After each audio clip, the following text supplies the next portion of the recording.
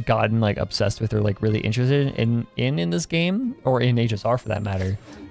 I've just kind of moved on silent. No, with Hu Tao, no, nope. Just eternally, this character just tickles my brain for some fucking reason. Adichie, welcome in. Welcome in, welcome in.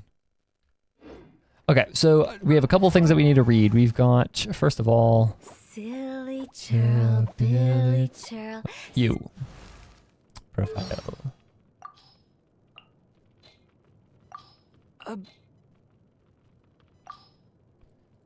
I got all those. It is, yeah. Okay, traveler outfit, lore description. So this is the lore for the outfit that we get after Kaya took us many rounds. Exactly, like something about this game just is really good about at manufacturing people's lore bows. And so like, so for some people, it's like Hu Tao. For me, just activates my neurons in a very specific way that I will never get tired of. For some people, it's Kaya. For some people, it's Albedo. For some people, it's like, for like Minslif, it's, you know, Daneslif. Like, there are everybody has in that play. It's like Pokemon, where every Pokemon fan has their own favorite Pokemon. Everybody that plays Genshin, they just have their Blorbo that makes them mentally unwell. Okay. As heaven and earth are made anew, it had journeyed through countless worlds and endless distances, surveying every kind of terrain and gazing upon skies tinted in different colors. This might sound romantic, but in reality, the matter was closer to torture than adventure. It also once pictured a scene like this: twins standing under a radiant night sky, their eyes shining as they watched the stars and the many moons above. But it immediately disconnected its idea association module. A sky with such colors only meant that the atmosphere was unfit for life. After witnessing such vistas hundreds of times, there was no longer any need to be moved by them. It did not wake the slumbering twin travelers. Instead, it carried the weight of an exile and a journey so long that numbers had lost their meaning. The fine detail of the lithosphere, atmosphere, or biosphere ultimately mattered little. Reshaping terrain, adjusting the air, rebuilding an ecosystem, these were simple tasks for a pioneer vessel meant to bear the spark of civilization. Arc. A star's position, its distance, or its lifespan might pose a minor challenge, yet even those had solutions. The true difficulty lay in finding a world with potential. Without that, destruction would catch up all too soon. It was a trivial matter in the span of a long voyage. The planet they passed was never a destination, since its star had already entered its twilight. Its biosphere and atmosphere had been utterly destroyed. The surface had held nothing but cooled masses of molten rock. A supernova had caused the devastation. For several weeks or months, intense heat and light had marked the star's final brilliance. After that, it had been reduced to a cold, dim dwarf. This is,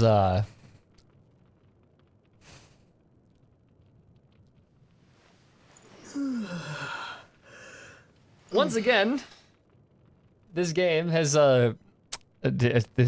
been sci-fi since the beginning. Okay, anyways. For several weeks or months, it ran a quick calculation on when the event had occurred. What a coincidence. The radiation trapped in the planet's crust indicated that supernova had erupted in the very year the twins were born. Naturally, the two events had nothing to do with each other. No one would ever celebrate their births by burying an entire world with it. Such levels of extravagance and cruelty simply did not exist. Bet. Interstellar travel was dangerous after all. A supernova 5 or 6 light years away could damage the genetic vault, and perhaps the twins as well. It immediately modified the garments in the wardrobe, upgrading them to materials better suited for interstellar travel, and laid them over the stasis pods. The gesture might not amount to much, but it offered a quiet kind of comfort. Within their slumber, the twins were granted new refuge, and so it continued its journey across countless lands and stones, numberless atmospheres and skies. You need to shut up. Okay.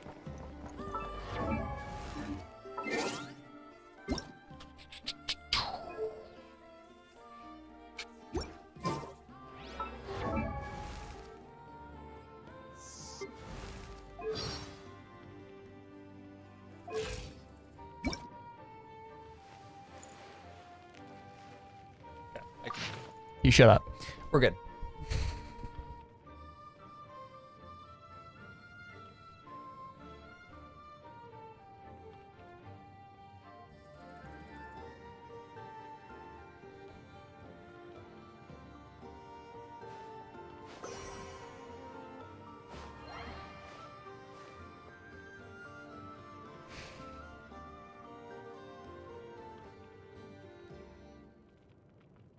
I'm rereading it and trying to like reconnect everything that. Okay, so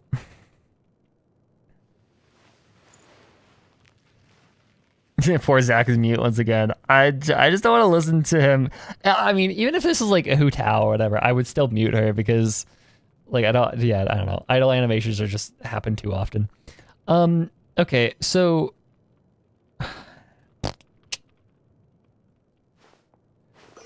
from what I'm getting here, this is about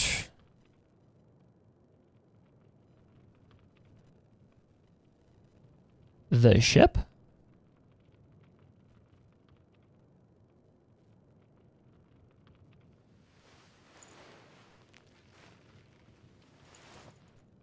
Yeah. But like, why is the ship? Yeah, the ship's AI. Oh no, it makes sense because this when Ether went to go get the clothes, these clothes, he also had gone to read the logs, right? It would make sense that this came from the AI, or this is part of like what he read when he went to go look at that. Okay. There's no longer any need to be moved by them. Do not wake the slumbering travelers instead of carry the weight of an exile and a journey so long that numbers had lost their meaning. Okay, so we've got a couple of things. Yeah, it's giving us idea association module. Yeah, this is a hey, stop feeling emotions for the beauty of these vistas that you keep seeing. Like, yeah, stop simulating emotion. You need to be like, yeah, it's just kind of Vampire Diaries style. Just stop feeling emotions. Just decided, flip the switch.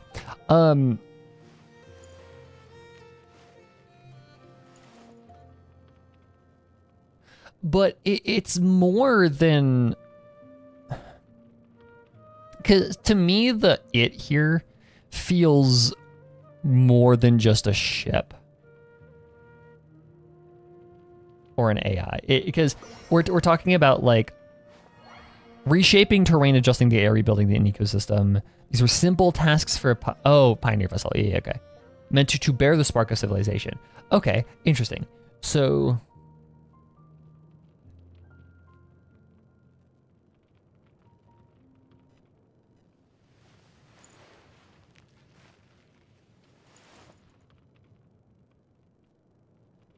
okay, so that makes a lot of sense. So the travelers are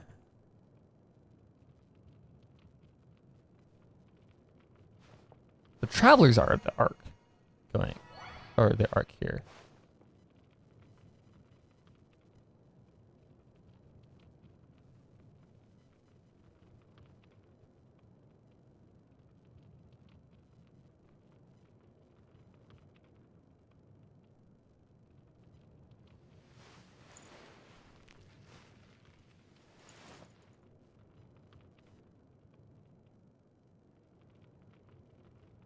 Battle Pass, we know for their drip marketing that their homeworld is destroyed. Yeah. So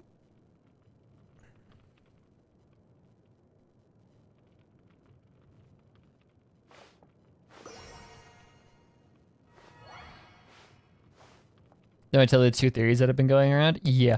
Actually, I think it'd be good if you want to write those up. I'm going to take a quick break, get some food, go to the bathroom again. I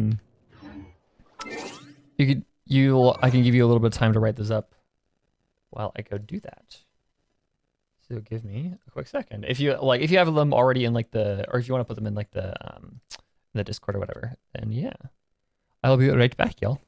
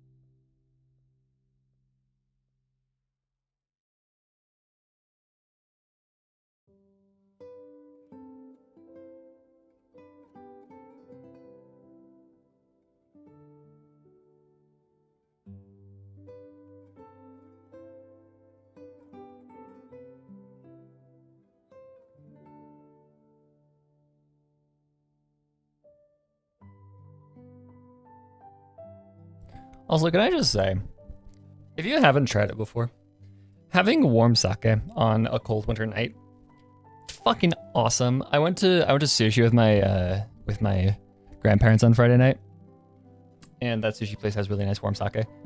And, ooh. It was fucking freezing that night, and I was like, I'm gonna order some warm sake, and it was so nice. It was such a nice, like, refreshing thing. Anyways, oh.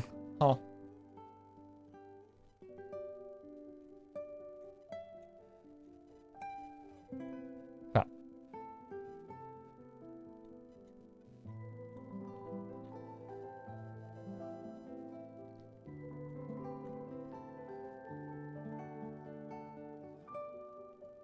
Crap, to read.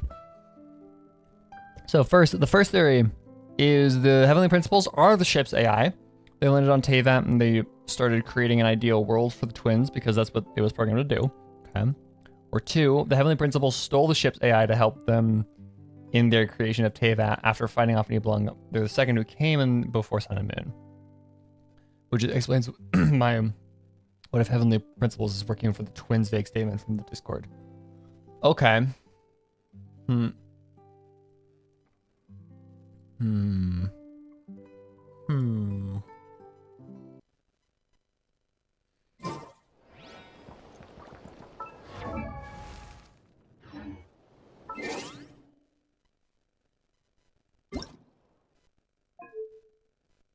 coming in! Paimon coming in! I like how that's still the dialogue volume. Wanna come over for tea? Okay.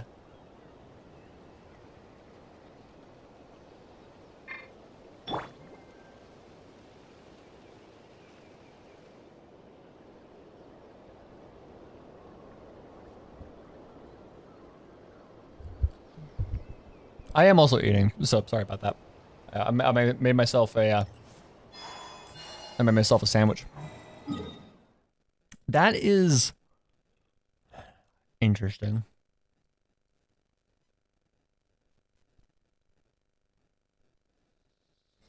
I don't see the what kind of sandwich? Just like a ham and cheese on a bagel. Nothing fancy. Okay. So let's bring up Alacrity. Let's bring up Vim. In the background. Okay. So we've got Theory 1. We've got ship AI is Heavenly Principles. Or 2, Heavenly Principles absorbed Traveler ship AI for their own use.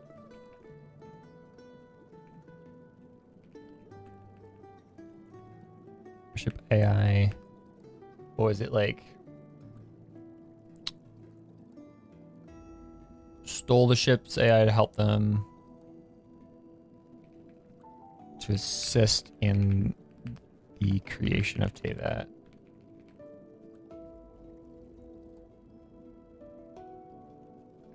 After finishing off. Okay. So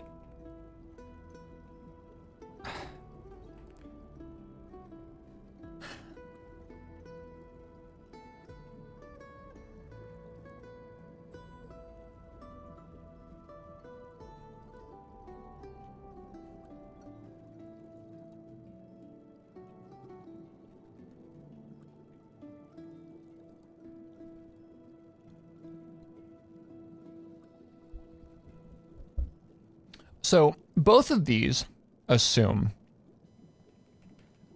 So I think both of these theories assume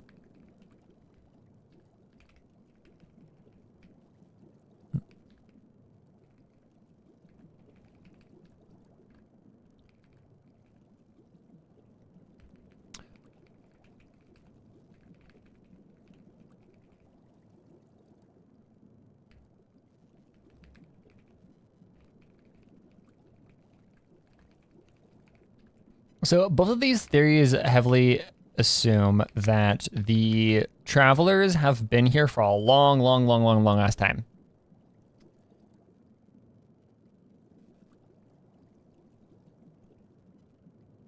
Interesting.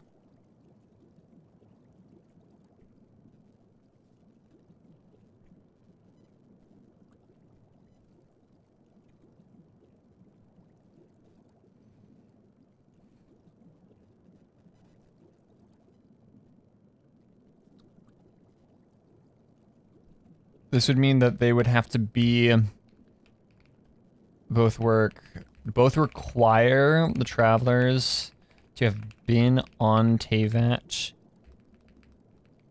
to have it around or even before the time of second dude came. Okay. Interesting. So yeah, around 6,000 years. It does, okay, that is true. They did mention that they passed there once before. It depends on what they mean by passed by. Because to be fair, the term pass by is interesting because it insinuates they kind of touch and go instead of, yeah, this is where we set up fucking humanity again.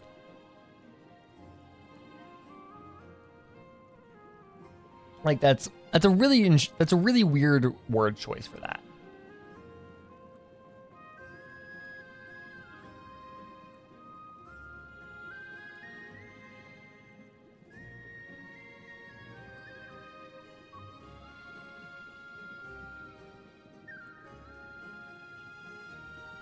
Unless we're saying the first time was a brief stop. Exactly. Which is weird, right? So, to me, this doesn't line up.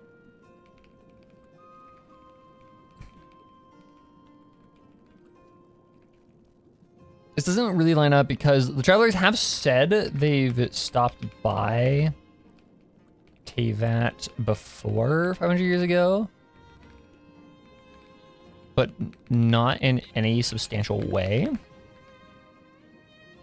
to have been the spark of civilization.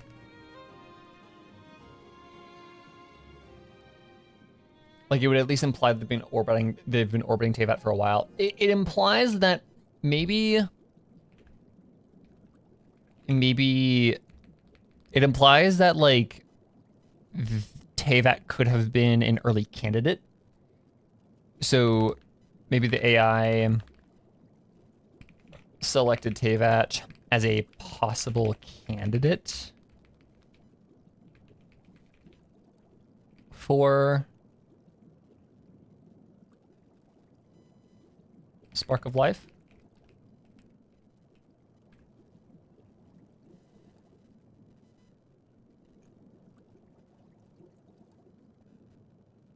There's possibly something.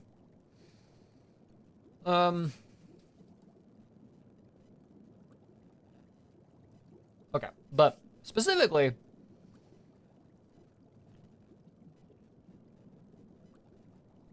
ship AI. So under the theory that the ship AI is the Heavenly Principles, completely setting aside the fact that timeline-wise, it doesn't really make too much sense. But if we are using this, we're saying that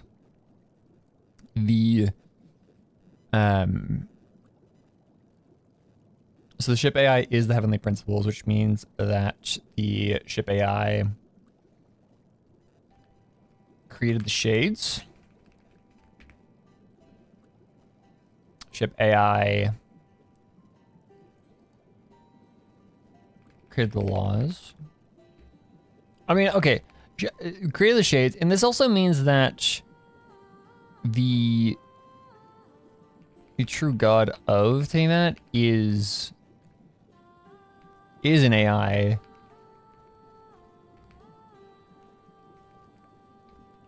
Makes sense with how strong logic is in Teyvat. Also the fact that Irminsul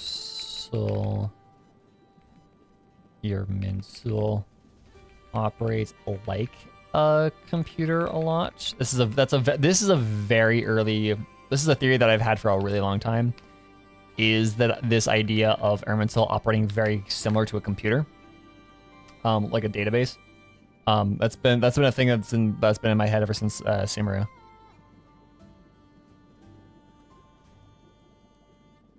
If Heavenly Principles was an AI that came in and said, okay, this is how we're going to do things,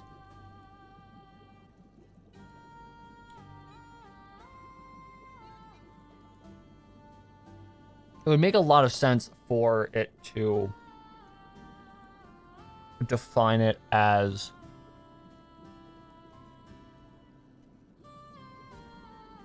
yeah, exactly. It would make sense for it to create this thing that defines humanity, that you know, it keeps in place rules.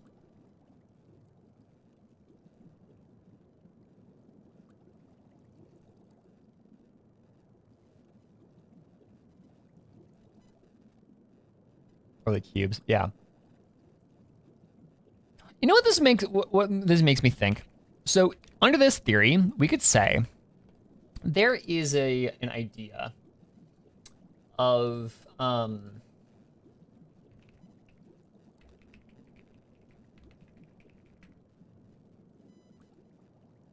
those that don't know, there is this idea of the Great Filter. It's this concept that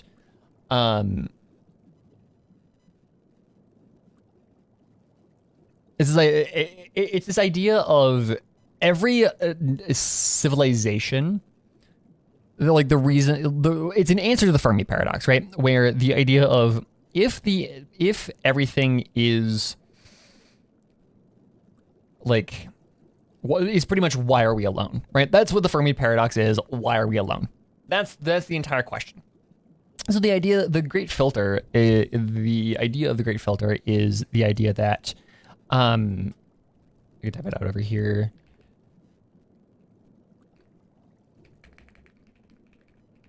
The idea of the Great Filter is we are seemingly alone in the universe. If the universe is infinitely big and old, then we should not be the only life around. What if the reason there are no other advanced civilizations is because there is a stage of civilization that always or often results in extermination, right? This idea of as civilization advances, every advanced civilization runs into the same problem. Civilization runs into the same or similar problems that act as a major roadblock. Right. That's the idea of the Great Filter. What if, and this is where my brain goes, what if HP being the AI, or HP, if the Heavenly Principles is the AI, then that would mean that the Heavenly Principles could be engineered to solve the Great Filter, wherein you say the Great Filter is a or like the rules set in place by Irminsul, Teyvat's laws, elements and visions being a way of surveillance. don't know how you spell surveillance. It's probably an E there.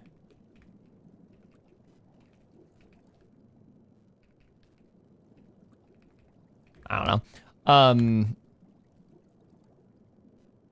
That idea.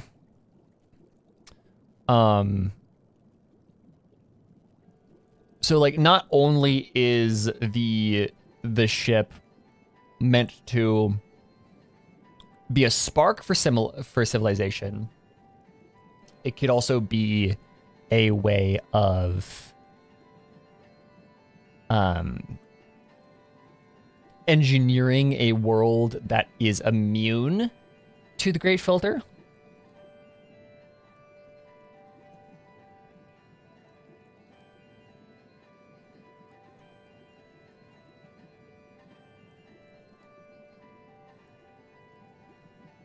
This actually could be applied to the other idea, this other theory, because you can also say that Heavenly Principles sees the ship AI as a solution to a problem, uses the AI engineered solution to the Great Filter and applies it to Teyvat. Right, instead of the Heavenly Principles being the AI, instead the Heavenly Principles uses the AI as a reference for their own engineering of Teyvat.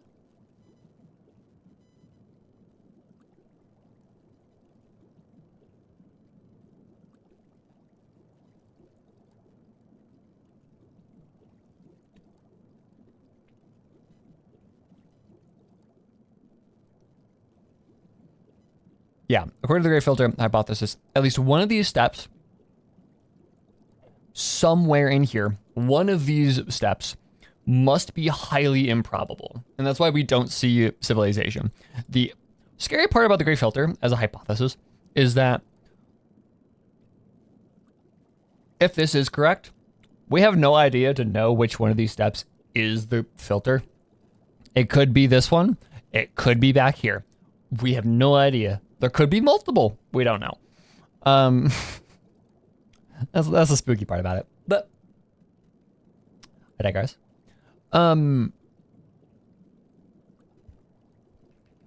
Either way, I do like this idea that we're kind of looking at the idea that this AI is engineered as a way to make sure. And so maybe it's because maybe we can say like possibly the Great Filter prevents civilization from advancing too far because the filter is, say,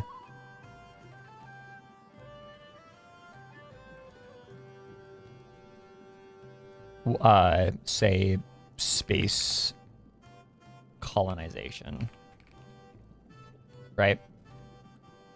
So the idea is the AI is engineered to make sure that to build a world where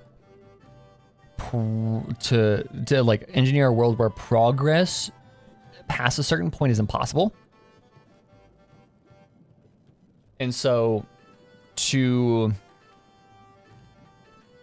because that's the goal, right, of Teyvat, is to be an arc, to make sure that the humanity exists permanently. It is a, like it said in here, a DNA bank, right? Like over here, it references a DNA bank, right? This ensures that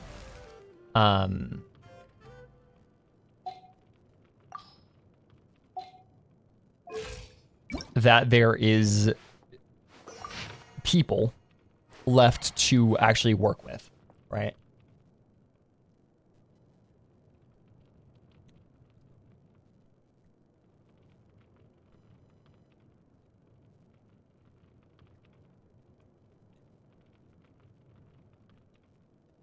I don't know what this is all is about with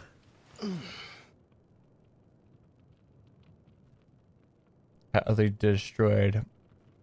Oh, okay, maybe. Here's the idea. They come across a planet which had been caught up in a supernova, completely destroyed. But that also left it as a great place to, like, a great drawing board to start working with.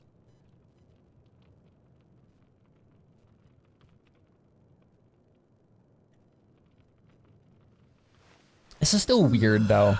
It's like, okay, this event completely happens to coincide with the birth of, like, what? Why do you point this out? This is the big thing, is this is a very, like, Chekhov's gun sort of situation. It's like, why do you point that out? Like, you have a reason for pointing that out, but why?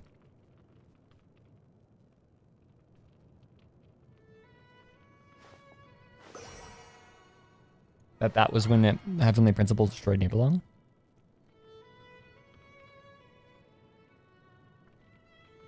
What, so Heavenly Principles just fucking, like, killed the star? Like, the sun? Like...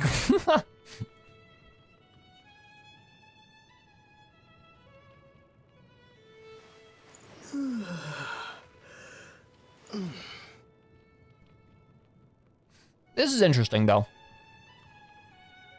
I'm gonna point this out.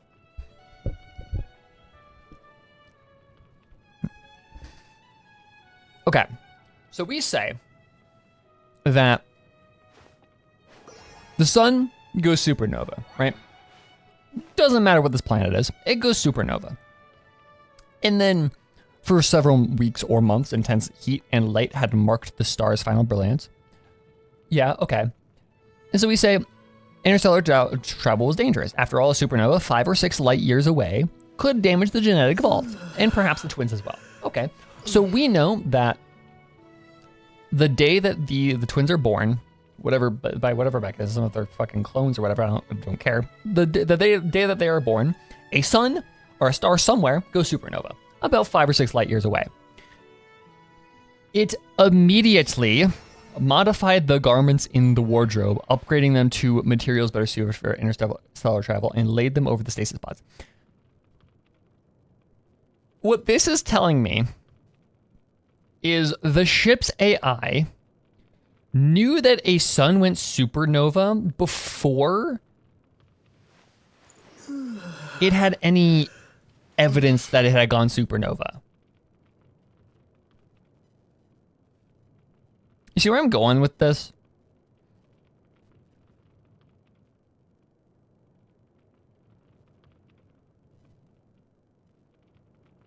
Like, it was 5 or 6 light years away from this sun, this star.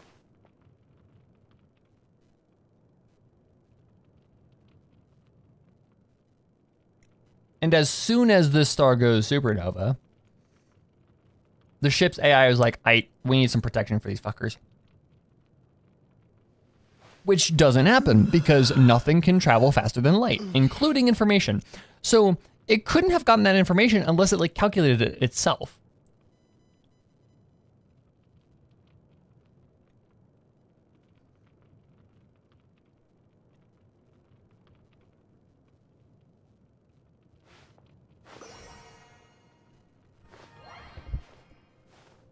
So this begs the question of what the fuck is this ship's AI?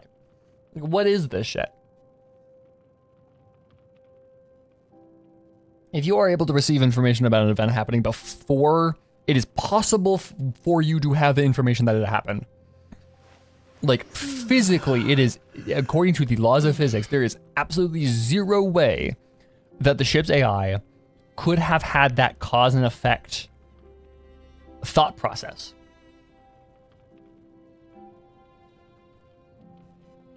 Because of how it's worded, at least. The wording might actually be something different, but, like,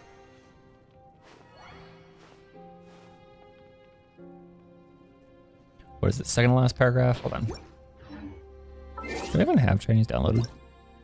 I should.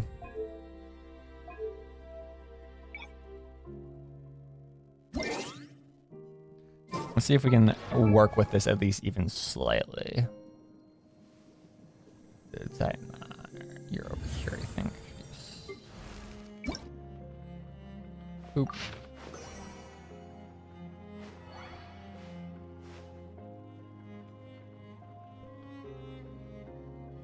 Yeah. Boop. I haven't actually used my Chinese in a minute, so I actually don't know.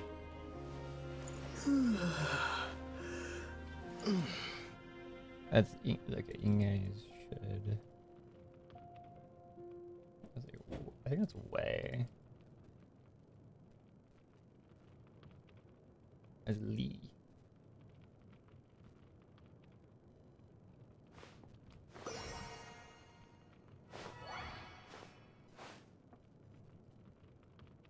As Li Ke.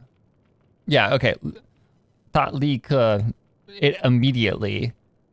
So no, it's straight up like a like.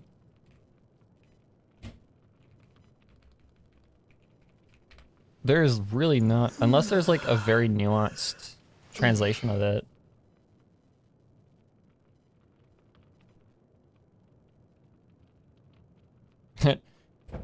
The references I'm using, the butterfly, Hu Tao, my beloved. You know, Li Ke, that is like, that is, there's no other like interpretation of that. It's just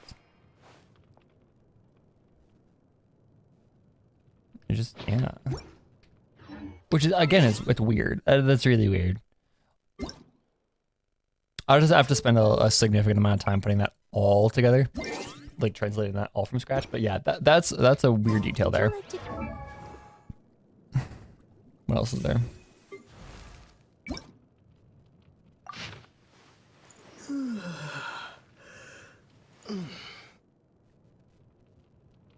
Twins were granted a new refuge, and so it continued its journey across countless lands and stones, numberless atmospheres and skies.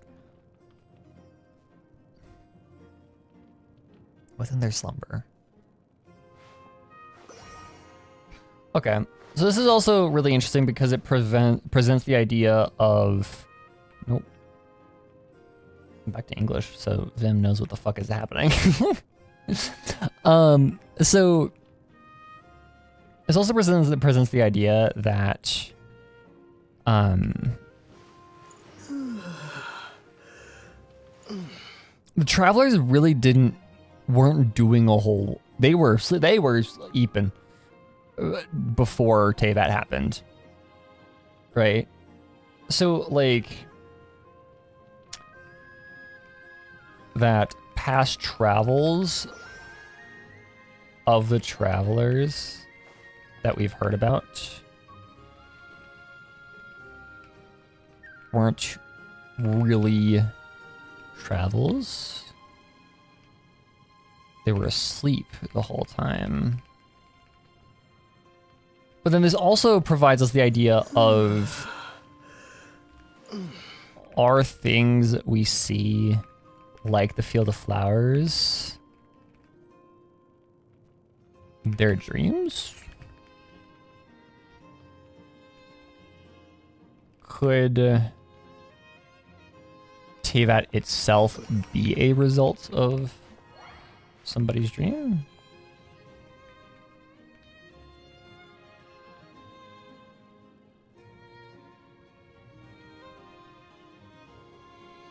Of one of the twins' dreams.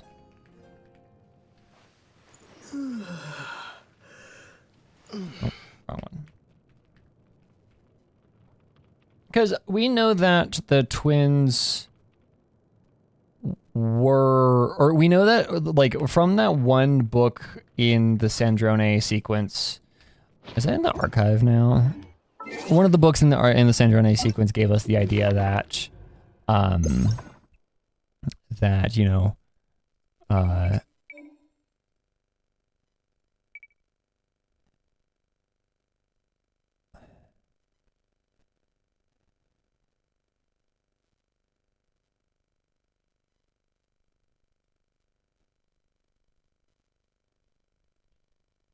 I guess still haven't actually collected Toki Alley Tales. whatever. But no, not Time Tracker. The one that presents the idea that Teyvat is the manifestation of another being's dreams.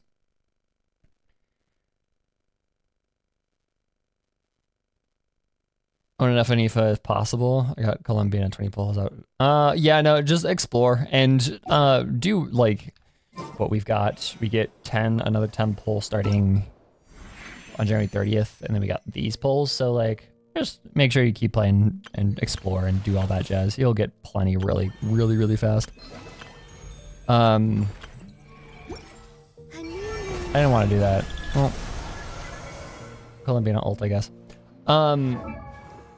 Yeah, no, not Time Tracker. It was the one that presented this idea of Teyvat being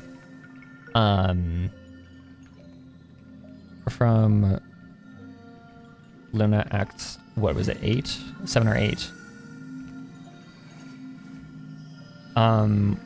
Represented the idea that Teyvat is a manifestation of another being's dream. So anyway, I can get pretty. I don't know. I have not even touched Malastria. Or the Follower Mary. Yeah, okay. So this is maybe, perhaps, but okay. One of the biggest issues that I have with this idea is this part. We created the ship is Heavenly Principles, and as such, created Asmodee. We know that Asmodee, upon confronting us, or Asmodee confronts us at the beginning of the game.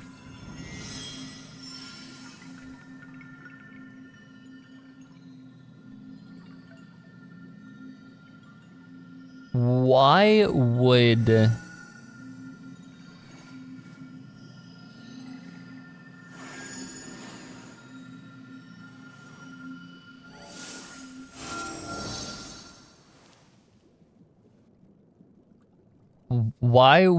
a creation of the ship's AI be outwardly violent towards us?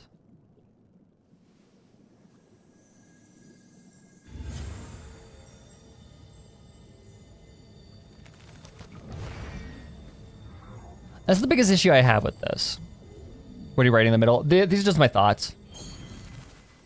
These are all just my thoughts, because writing stuff out really helps for more theorizing too. Yeah, I'll get there, but just from what we were presented, this is kind of the biggest idea, or the biggest problem I have with this theory is with at least this one. This can be explained away if we're talking about here, where the Heavenly Principles at least adopted the AI to help it with, like, the Heavenly Principles is its own being, is its own existence, but it used the ship AI to do its thing, right?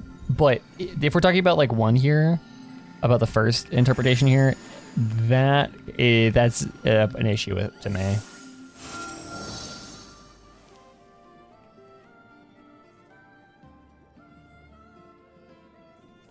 The main issue is if the twin. Yeah, that's another issue. There are a lot of issues here. Yeah, why? Like, unless we're talking about like rogue AI, which I don't. Maybe I could see it possibly, but like, I don't know. It's weird to me. Okay, so I'm assuming it's. No human is allowed to leave this safe space. So kind of a Rite of Thorns sort of situation.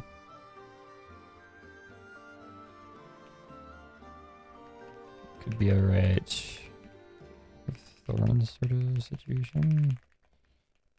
No being is able to leave this safe space now.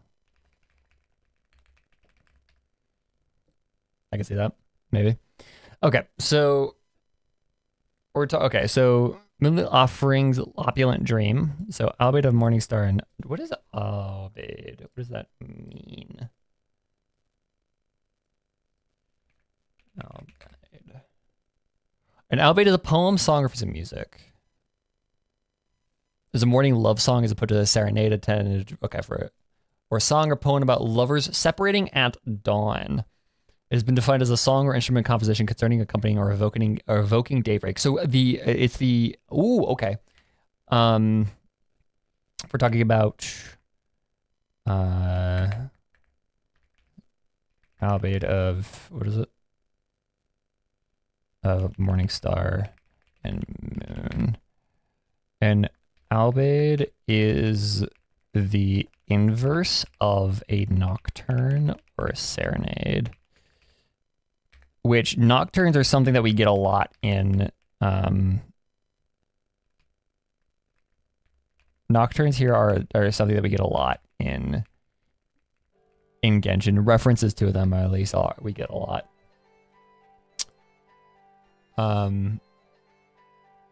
So often sung is often sung to a departing lover. By a departed lover. Departing lover to sleeping woman. Also is like the opposite of a lullaby too. Which is interesting. Okay. Let's actually read it. Yeah, description. Once there was an age when the silver wheels that guided the primal heavens yet remained 3, the moons. At that time, the laws bestowed from the heavens had yet to be assembled and the boundaries of humanity had yet to be defined.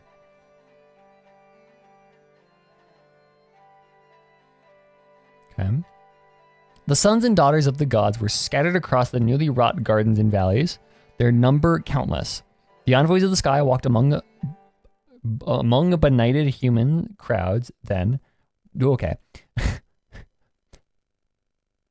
The envoys of the sky walked among benighted human crowds then, sowing prosperity and wisdom. In the end, the prosperity promised by the gods kindled the flame of intellect, which in turn stirred the whispers of doubt. In quest of the answer, the people chose their priests. In fear of the answer, the priests anointed their kings. Mortal folly stirred the ire of the gods' envoys. Faced with their questions, the divine envoys uttered no word. And so the people turned their gazes towards the sky, offering sacrifices to the 3 bright moons in the dark, sunless night. Above the... okay, this is weird. To me, this almost like insinuates that there is just no sun in general, but like that's just an interpretation thing. Above the night sky, the daughters of dreams and poetry kept unceasing watch over the mortal world's every change. And the deep slumber of the term Sanskrit, I'm assuming Aryanarad. Welsh.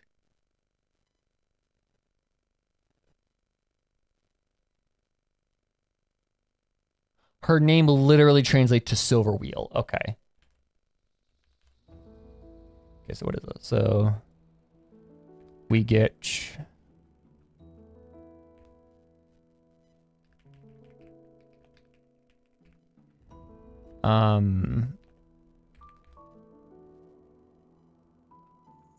above the night sky, the daughters of dreams and poetry kept vision and seizing whatever the mortal worlds every change. The deep slumber of the Aryanad realm, at the foot of the 70-tiered staircase, beside the gleaming silver vessels, until they heard that the hearts of these pitiful little humans would also stir with the lunar quakes. Okay, so we're talking about the Moon Sisters. Moon Sisters dwelled in the Aryanad realm. Welsh deity. Name translates to silver wheel or a silver circle. Reference to first sentence in the first part and the flowers description. Okay. The night casts its eyes upon the earth just as the silver stars once lit the way for the dragon's skyfaring ships. Huh. Okay. They brought madness and inspiration back beneath the moon. It was a reply that order could not give. Order capitalized. Order's capitalized. It was a reply order could not give. As if order is a proper noun.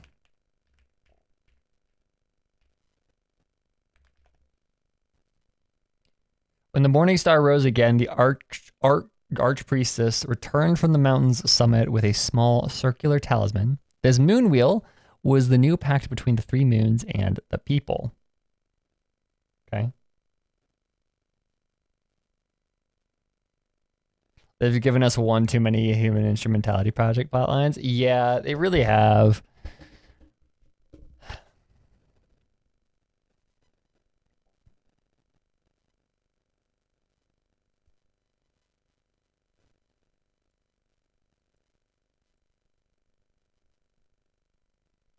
So this takes place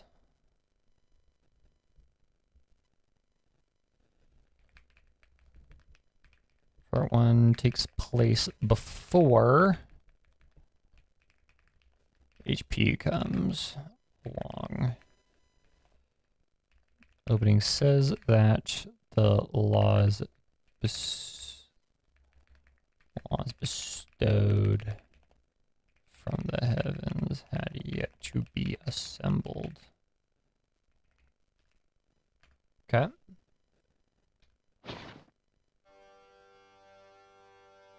After. Oh, okay. It's after funerary frames. Okay. Before War of Funerary Flames. Oh.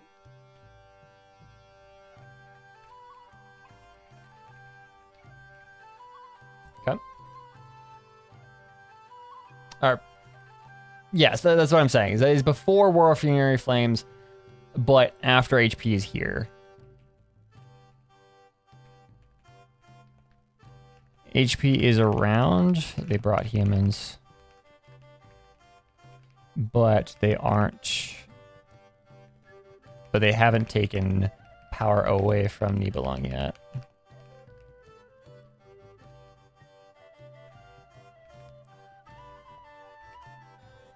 Okay. Next up. Let me just filter by artifact such. Nope, obeyed. Okay, feather. Not that.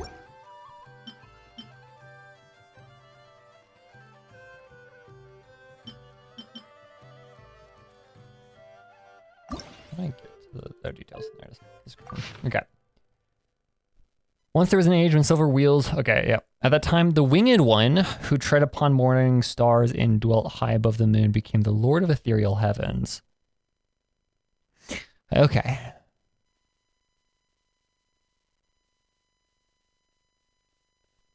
Okay, so here's silver wheels.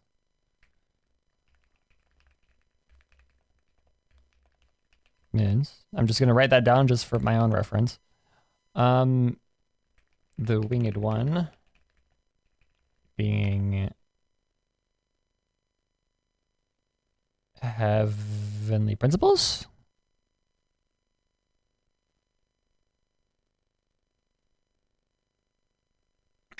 Yeah, right, because that's how we have them described sometimes. Could be the second game.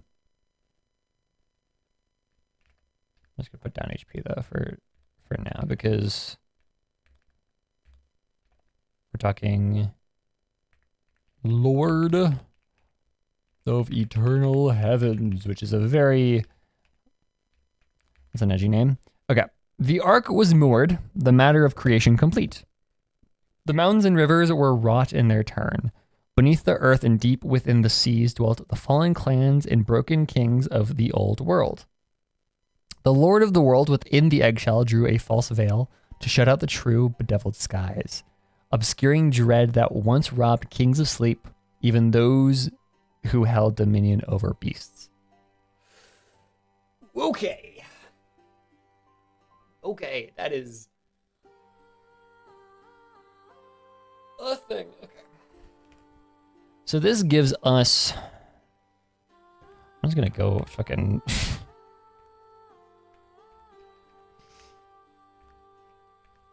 millet offerings.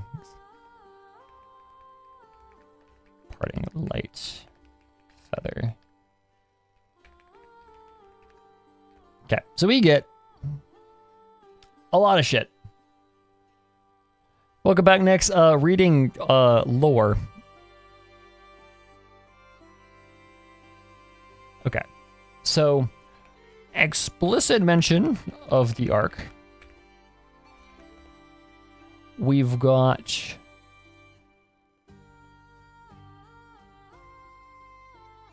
we had up here from part 1 opulent dreams. Opulent dreams flower. Up here we had a reference to the dragons also being a spacefaring race. Also have spaceships. Okay, so we have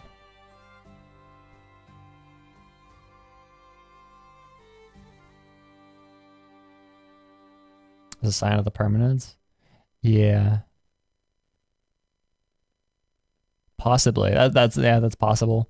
Beneath the earth and world within the seas dwelt a fallen clans and broken kings of the old world. The Lord of the world within the eggshell. So, okay.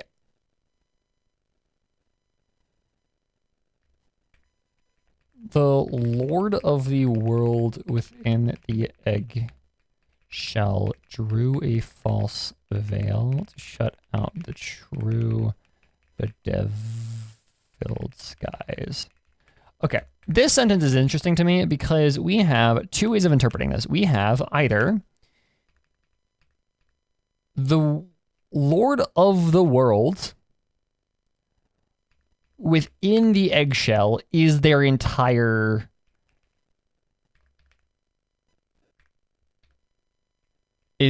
title, or this could be interpreted as the Lord. I'm just gonna do this.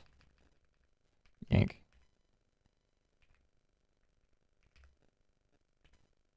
The Lord of the world while they were within the eggshell. So this interpretation could say, or could mean that they are the world, the Lord of the world that exists inside of the could imply existence of a Lord without the eggshell.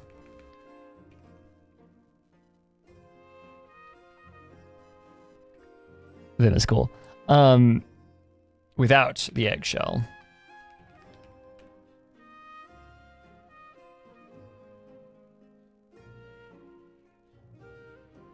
Since Finus was born out of an eggshell and the firmament is being referred to as the eggshell. That is true. But I think I want to say that the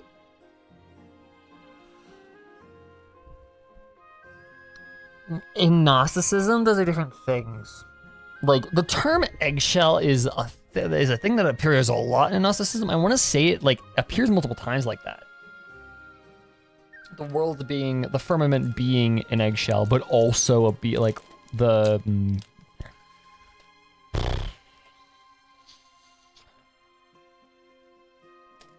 one of the creatures, one of like the beings in Gnosticism is born of an eggshell, right? Like that's the thing that happens in Gnosticism.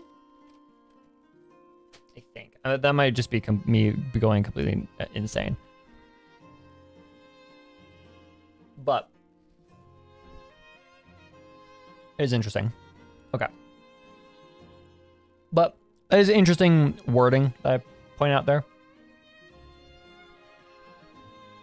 Is it as yeah, okay, yeah, it is fun as. Like, yeah. Direct mention of Bedeviled Skies brought up by Ultimate Calamity and Bunker Quest. Bunker Quest titled Return to Sender.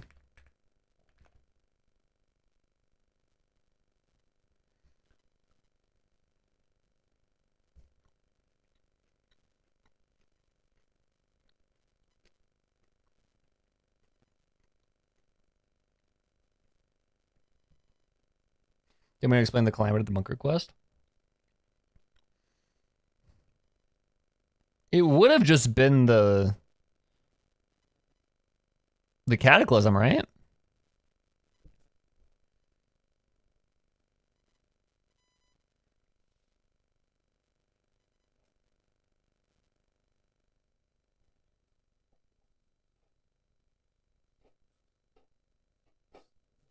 Oh, good lord, yeah, okay. Yeah, we're getting some snow. Rotwang, oh yeah, okay. So Rotwang just kind of came up with shit. Keep people trapped there.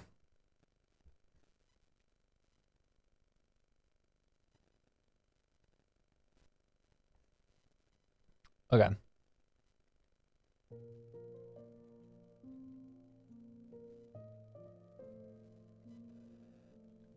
But it did happen at the same time as the Cataclysm. Okay.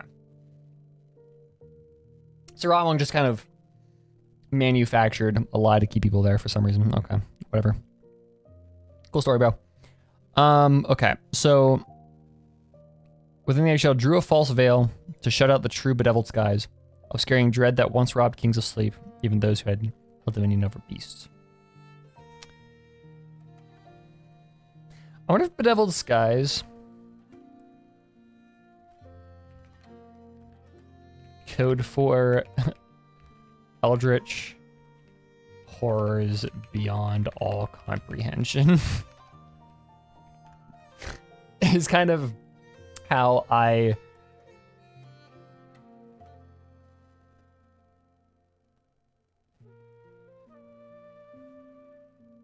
that's just kind of how I interpret that. Is bedeviled skies is code for eldritch horrors beyond all comprehension.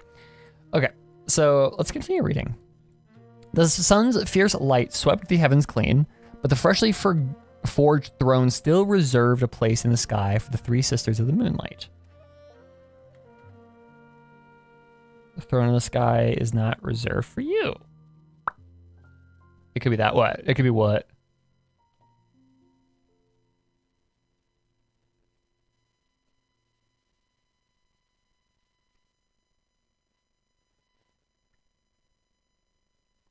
The Eldritch Horrors, yeah. That's kind of what that gets me, is like,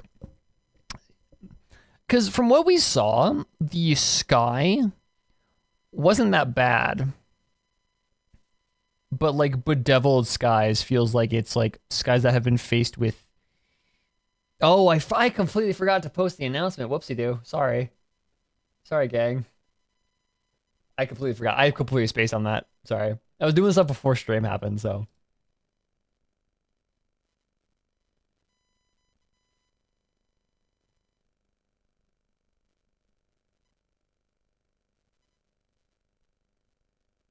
Yeah. Okay. Oh, yeah, whatever. That's fine. Okay. Perhaps by its design, even a world where the elements surge in perfect order still needed tides. The lectors of 30 Nights knew that alone, they could not protect this lonely, desolate planet from the inevitable doom that approached. Before the coming of the final extinction, no victor in the struggle of good and evil could be worse than the doom of falling together into eternal oblivion. Perhaps their former lord, shrouded in mist, would never find the answer, or perhaps that answer was already at hand. The lectors of 30 Knights. Be that alone, they could not protect this lonely, desolate planet from the inevitable doom that approached.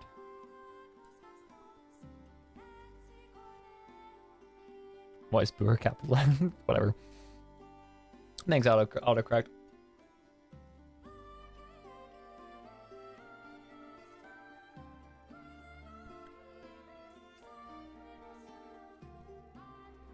As they had hoped, the great ruler of the firmament spurned the destroyer veiled in black mist.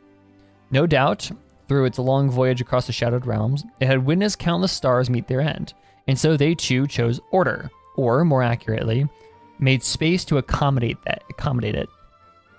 That was the age when the three moons shared governance with the morning star. That was the age when eternity was yet eternity.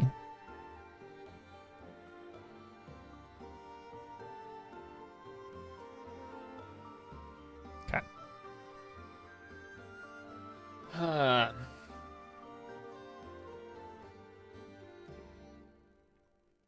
So obviously, this is Nibelung. Possibly. Nibelung or Second Who Came. Right. Destroyer failed in black mist.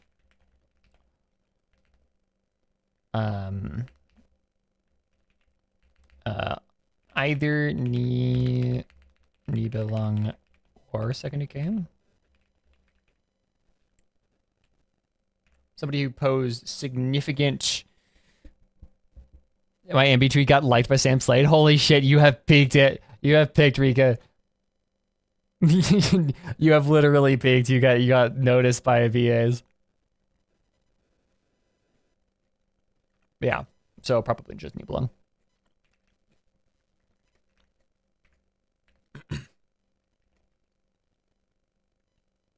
So, okay, real quick, I want to check.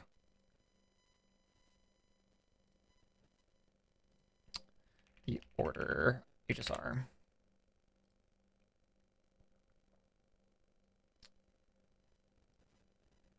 The term they use to refer to the order in Chinese is Zhishu.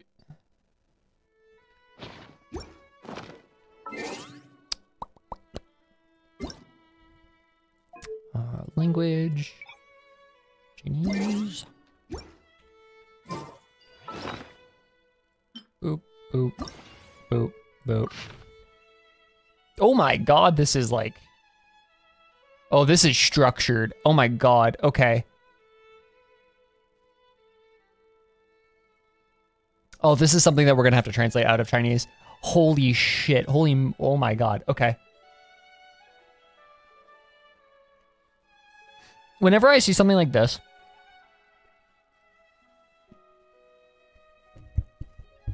Yeah. Okay. So, is this traditional? When you talk about traditional Chinese, you're talking about the writing system. What this gives me is poetic. Yeah, this gives me poetic and like it's written in verse. Yeah, so traditional Chinese, the difference between traditional Chinese and simplified Chinese is just the writing system. Like a couple hundred characters. Yeah, I think it's only like a couple hundred. Yeah, it's only a script difference. It's only writing because like a couple hundred characters under Mao Zedong were, I think it was Mao, were simplified just for ease of learning. Sam Slave retweeted it. No way.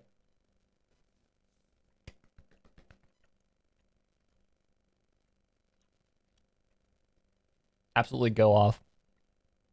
But we are looking for these two characters. This is how HSR refers to order of being Jirshu. So we're looking, it was like the second to last line, I think.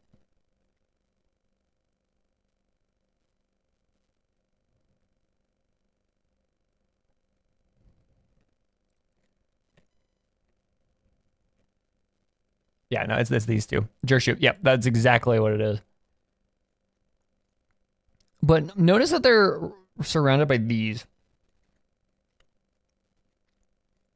This is similar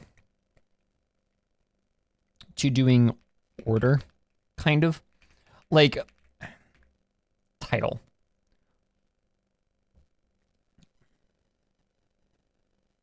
Did that really? Okay, so Chinese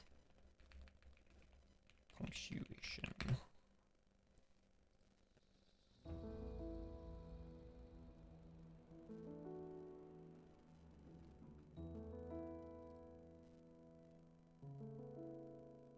Yeah, they are pretty much quotation marks, but an older form of them.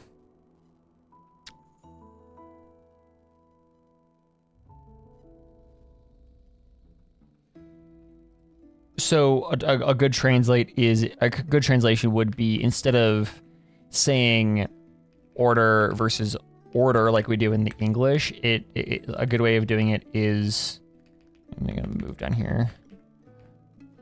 A good way of doing it is like, this would be equivalent to going order versus order.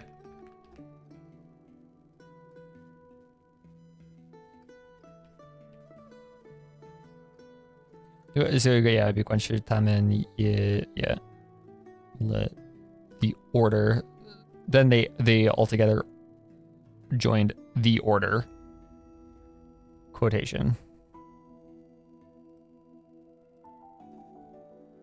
Is it possible that you can read this?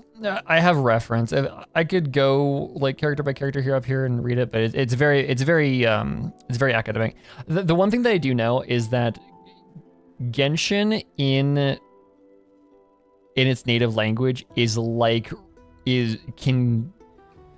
because like we have hard times reading Genshin lore in English. I have heard it's worse in Chinese. So it's like damn near academic when you have to try and read it in the original Chinese. So yeah.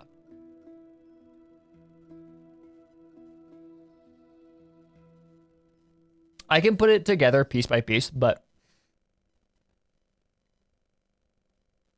I can't like read it like entirely. Yeah, no, though I cannot imagine being a localizer for this game. It seems so hard because people will give the localization team shit, and I give the localization team shit sometimes. But knowing, having worked with the original translation a little bit, right? Look at this. Look at this. When compared to the original, like compared to the English version of it.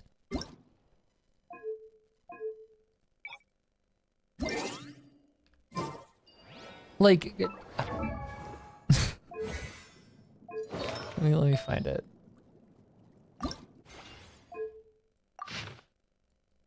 Like, come on.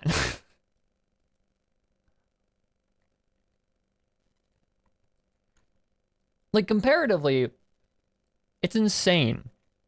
What is the archive when you have column beta? I don't know. Don't care about it. It's absurd. I could just use the archive, couldn't I?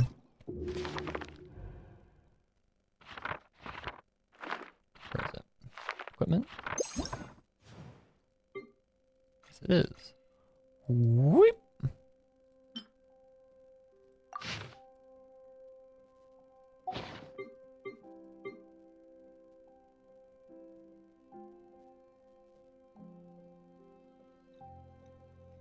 So it's just absurd to me that, yeah, that the localization team is able to do what they do.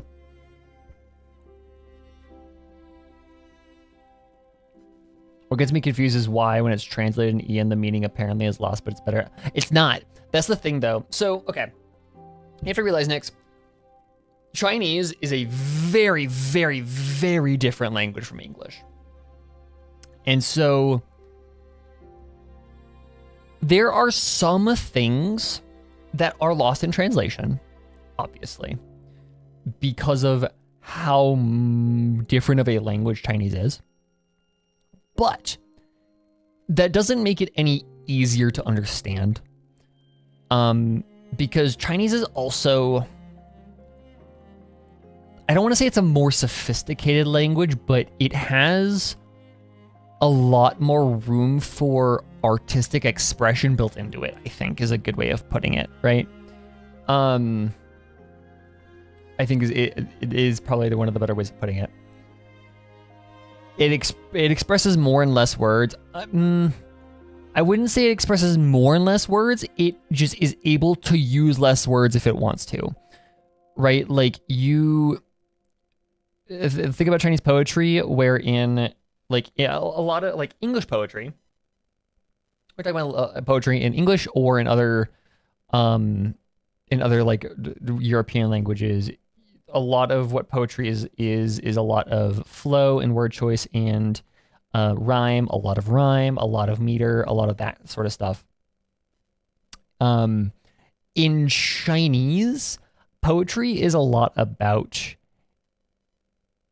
word choice and mostly word choice. It is about evoking very powerful scenes and emotions through purely your word choice.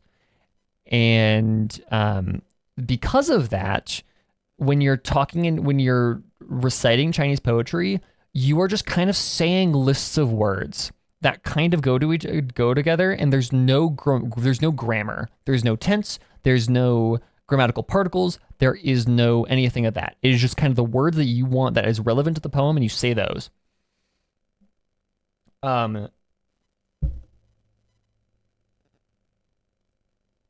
So because Chinese is this language where you don't have to be grammatically correct, kind of grammar is kind of a suggestion, you can do some weird fucking things. And like, because there is a lot of, there is sometimes words that like Chinese differentiates between that English doesn't, and there are some times where English differentiates between words that Chinese doesn't.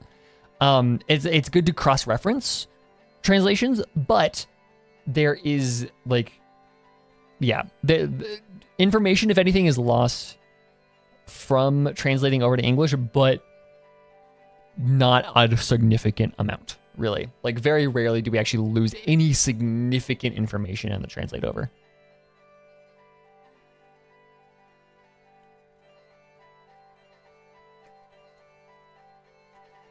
Localization team also doesn't have most of the context. I would assume they do. I would assume that there is a single lore Bible that the localization team works with.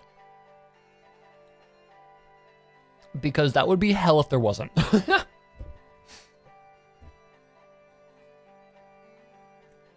Or at least if they don't have access to the Bible, the like lore Bible, they have a reference sheet for it.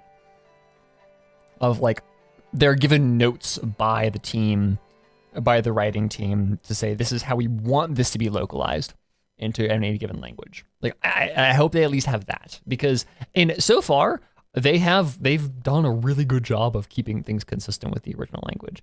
So like, I would assume they do have at least some sort of reference material. Anyways, okay. Okay, at that time, the primeval dragon, nurtured by the perfumed sea, sailed deep into the skies, disappearing into the mists among the stars. Okay, so final hour. Hourglass. Nope. Thank you. Point light, feather, final hour, hourglass. Okay. Yeah. Primeval dragon. Nurtured by the perfumed sea. Those are some interesting terms. Primeval dragon. Probably Nibelung. perfumed sea. Okay.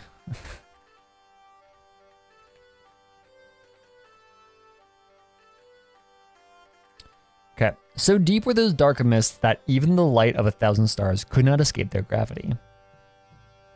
To find the answer before this planet was also consumed, the great dragon embarked upon an arduous quest alone. He raised 3 bright moons from the ground, and bound this tiny world tightly with the chains of the tides. Okay, so interesting word choice here. Tiny world.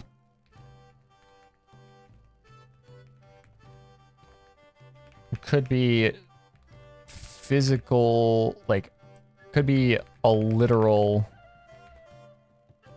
description of Tevat's size. Because from what we saw on the moon, Teyvat has got to be fucking tiny. Moonlight would illuminate the bountiful land throughout the long night of the end until the dragon returned from the mist-shrouded realm. Yet as 1,000 years passed into another, the 3 moon sisters waited in vain the return of their former lord, until the day that the winged descender arrived, treading upon the morning star.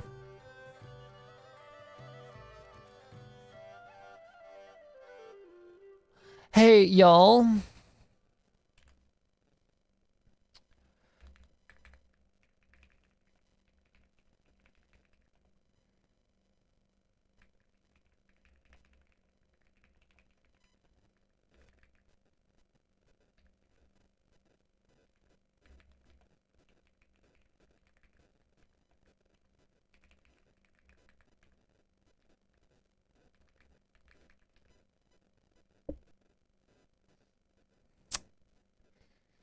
I just put that together.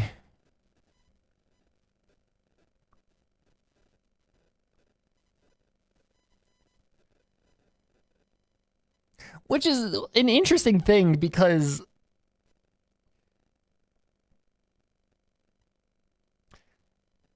isn't Lucifer Morningstar a Paradise Lost thing?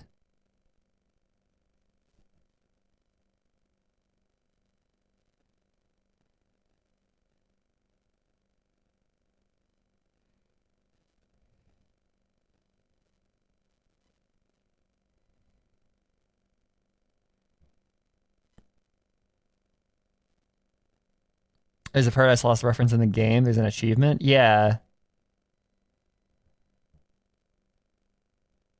I'm pretty sure Lucifer Morningstar is a Paradise Lost thing.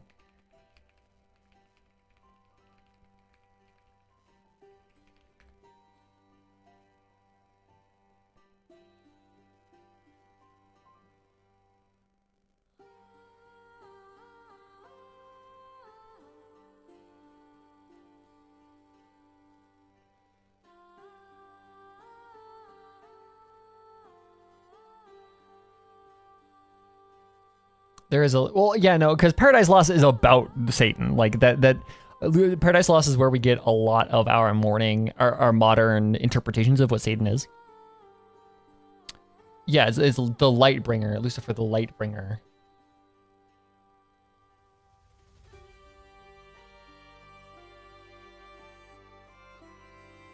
Yeah, no, because Sam Mandela reference.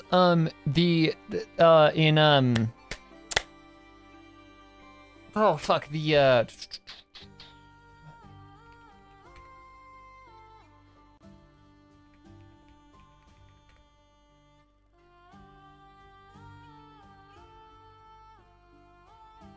and Pliny the Elder's the whole thing, he describes that. He describes how Venus, when it is reflecting the light of the sun, is called Lucifer the Lightbringer.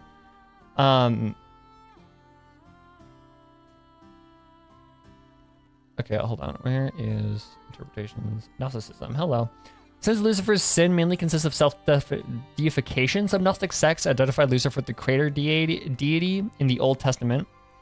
In the Bogomil and Cathar text, Gospel of the Secret Supper, Lucifer is a glorified angel that fell from heaven to establish his own kingdom and became the demiurge. Okay, so in Gnosticism,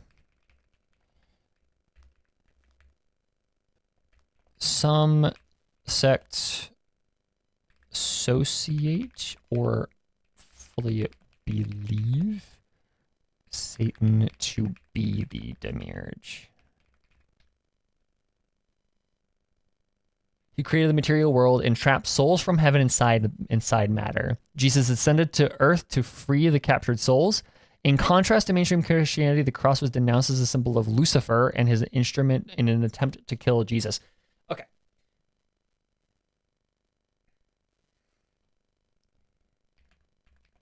In doing so, demiurge trapped souls on the material realm, unable to ascend to heaven. Jesus freed souls from this.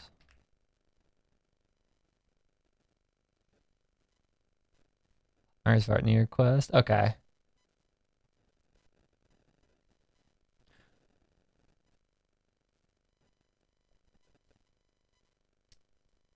Where does Paradise Lost? There's the reference Paradise Lost.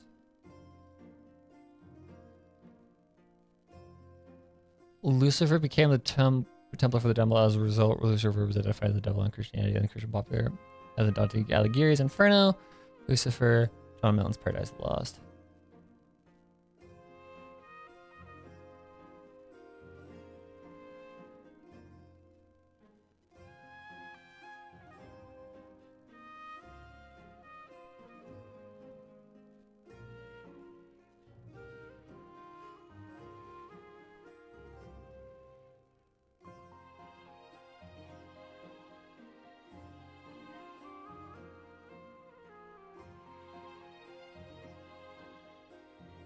Okay, interesting.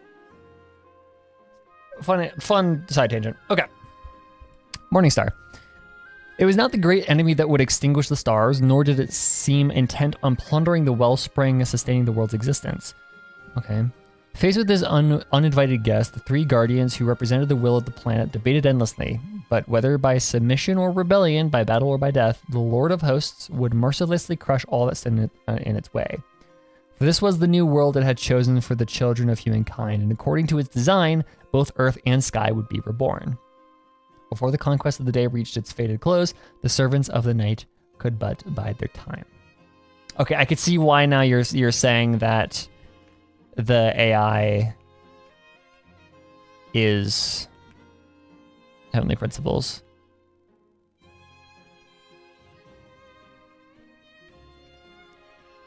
See, Moonlit Offerings. Finally.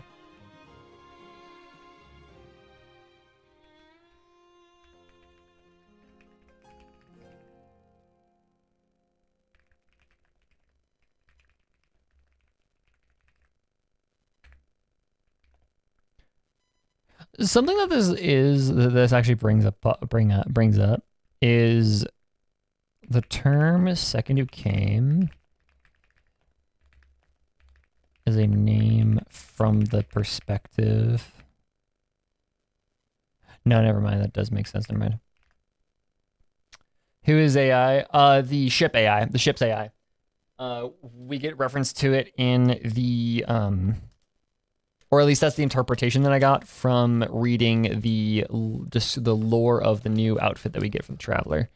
The ship's AI. It's heavily implied that it is the ship or the ship's AI or some assistant of the Traveler's whole goal is to recreate or find a planet for humanity to respark, for civilization of humanity to be recreated. And so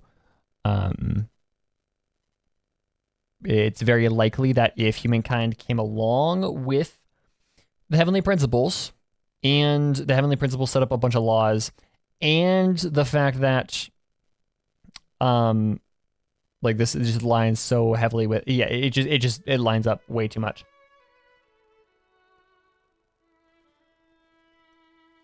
This lines up way too well. I thought that said lesbians.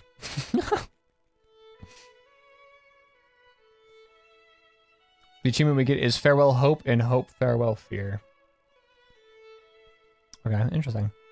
Interesting how the moon was modeled after the IRL moon, but the Frostmoon has a different design. I did notice that, actually. I did notice that. That the... Oh, actually, okay. That's a really good point. Now that I think about it. Hold on. So, you can tell that Vim does not like being in Windows. Okay, so the simulated moon is an image of the real world of the moon. And this is actually something I pointed out before. I have pointed this out before, that it doesn't make sense for the moon in Teyvat to be an image of the real life Earth moon, right? That's weird, right? Because that's what it is. It is in game before Luna 4. It was just a picture of the real Earth moon. And I hate it when games do that. When a game is supposed to take place on a different planet and a different moon, and the moon that we see in the sky is the same as ours, it's a pet peeve of mine. It just breaks reality. And I pointed that out on Genshin, but then the moon fucking changed after Columbina did her thing. So I was like, was that intentional? But the idea too is,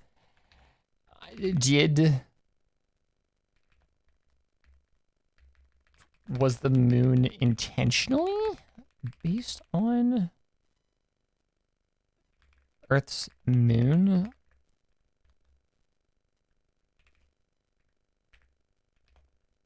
And by extension, did the principles ship AI come from Earth?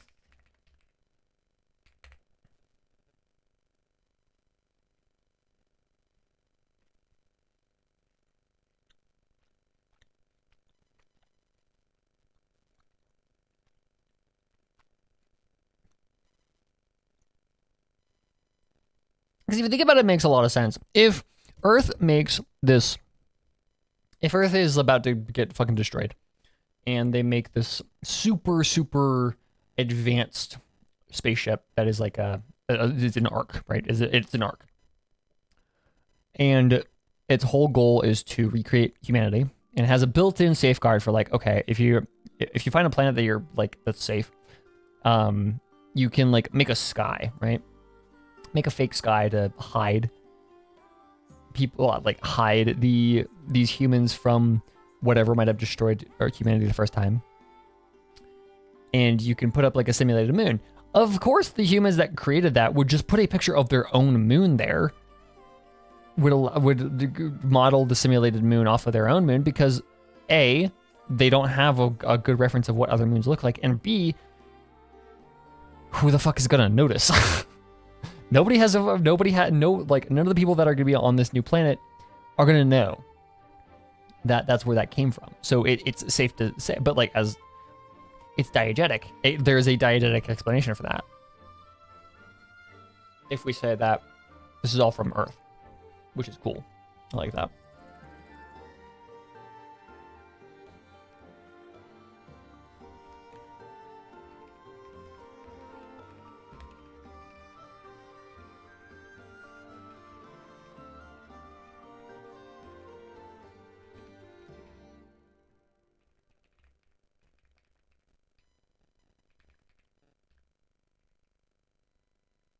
I don't know how you spell credence, but whatever.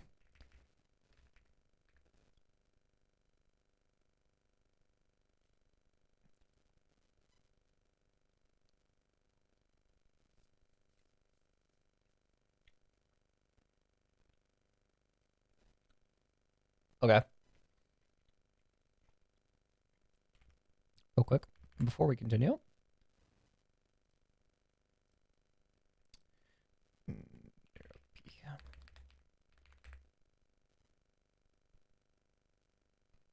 Haha, I knew it was a fucking reference. Okay. So, to draw lost spirits into the moon's gilded halls, a giant silver ship sailed into the harbor of Merope. Merope is a fictional island mentioned by each ancient Greek writer Theopompus of Chios in his work Philippica, which is only fragmentally maintained via alien. Whatever. The story of Merope is neither a utopia nor a political allegory. It is a parody of Plato's Atlantis in a similar vein to the true history which parodied Homer's Odyssey. Theopompus somewhat overstates many of Plato's aspects of the Atlantis myth. While it is an Egyptian priest who is telling Solon the story of Atlantis according to Plato's Timaeus, it is an Epitane, mythical half-man, half-horse creature, who is telling the Merope story to King Midas, according to Theopompus' Philippica. Although Atlantis was incredibly big by Plato's account, Theopompus describes Merope as even bigger to make it completely absurd.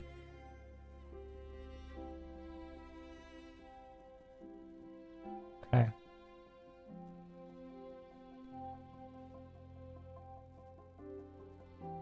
Interesting.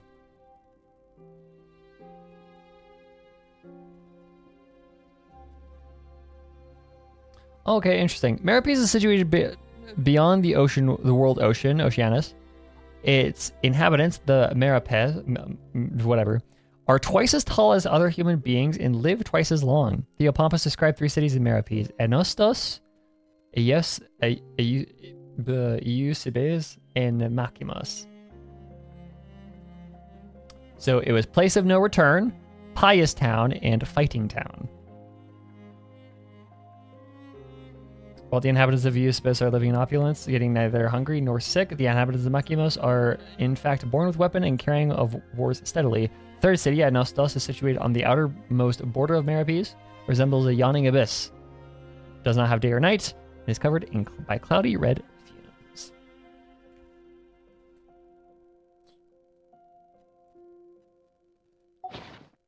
Interesting. Okay, anyways. The paradise, once hallowed for its life that flows within the breath of the elements, now opens its gates even to mortals. This also feels like a Middle Earth illusion, but whatever. Because there's the whole other continent on the other side of that big sea where all the elves go. Yeah, elements capitalized. That's cool. Those who chase the tides allowed the Silver King, offering songs and dances to the triple crown of the moonlit night.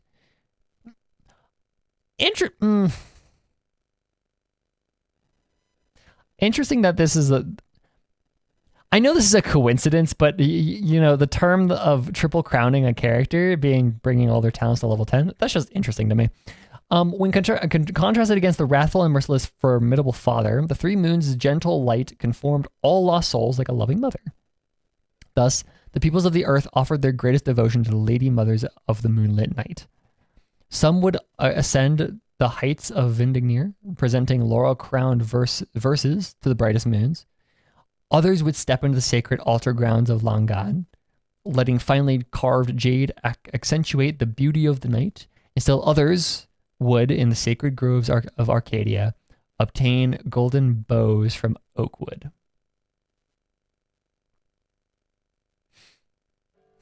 Have we had Arcadia referenced elsewhere in the... I'm so behind on this, actually, on lore. Is this the first time we've heard Arcadia referenced? Or Arcadia's Kaya thing? Got it. Kaya ruins? Yeah, okay. Interesting, though, too, that we've got Vindingnir, we've got Langan, which is Liyue. This is Mondstadt. Arcadia is also, I think, Mondstadt, right? Which Arcadia is also a fucking massive reference.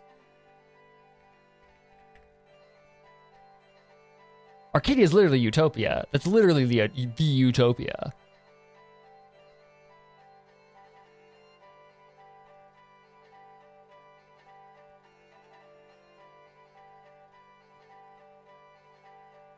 Which is interesting.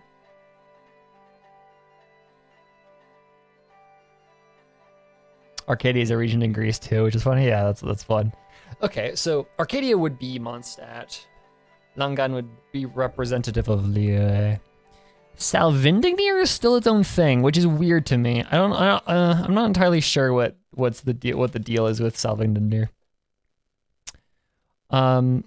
Before the rising of the sun, all desires to defy the heavens were born here.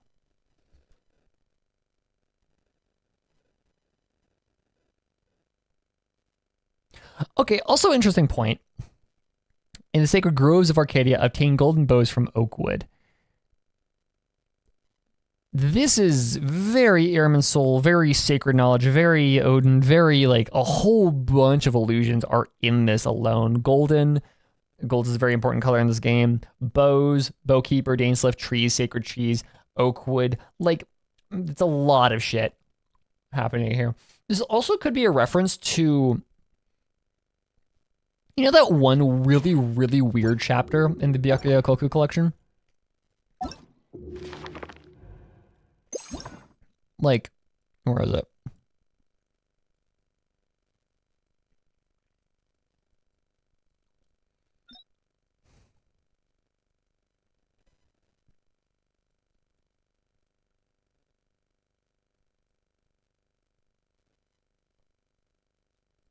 We need to reread this now.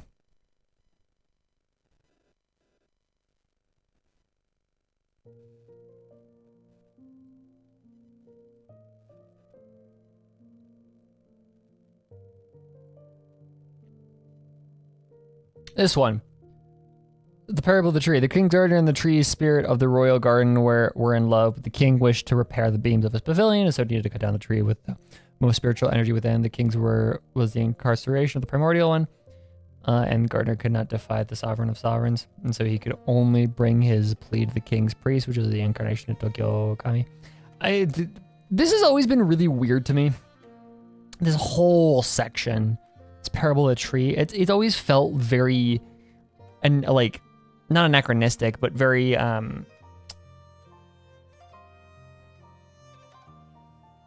it feels non sequitur within the context of everything happening in the Byakuya Koku collection.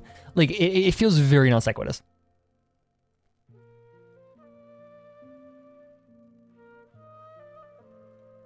But back to this. Yoink. Okay. We were on you.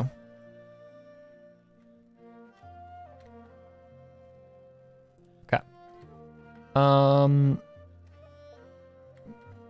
Yeah, okay. But in the homeland chosen of the children of humankind by the Lord of Eternal Heavens, moonlight was no more than a single strand of sacred grace. To probe the heavens was forbidden, for every quest beyond the appointed rules led only to destruction. That's not capitalized. Finally, when the long sword at the edge of the world cut across the sky, eternity itself reached its end. Okay. Interesting references to order in eternity. Because there was also a reference to eternity up here, I think. Reference to capital E eternity as well on top of order. Might be Arya here, maybe. The world no longer sheltered by eternity marched towards its final breath, awaiting the return of the new moon.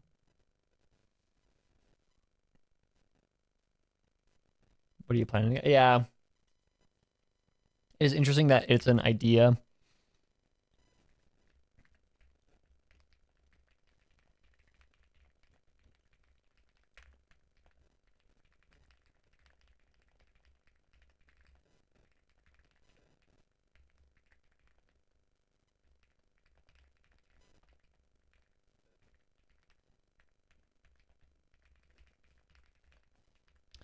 Yeah, it makes a lot of sense too, to the idea that the AI in the Heavenly Principles is the Ark, because of the idea that if we're trying to keep humanity safe, keep it eternal, don't let it do its thing, don't let it hit the Great Filter, then that is keeping humanity like prospering pretty much.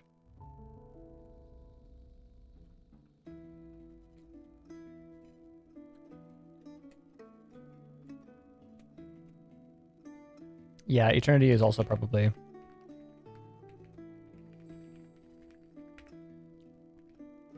So when the eternal moon fell, the heavens and earth were thrown into chaos. When the iridescent moon shattered, the crimson shadows sank into the abyssal sea. When the frost moons ceased to turn, nations faltered and fell into ruin. But the primordial perfumed sea still rippled for the 1,000 lunar quakes that shook it each year. Okay, that's also really interesting because the idea of primordial perfumed sea.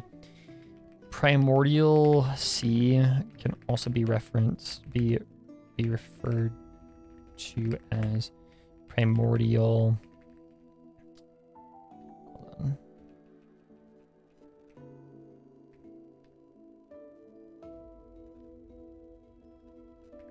Primordial perfumed sea. Which is interesting.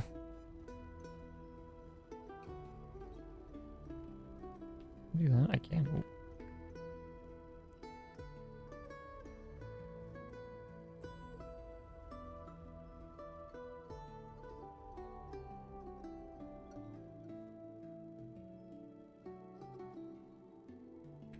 So it's interesting that we've lost that line.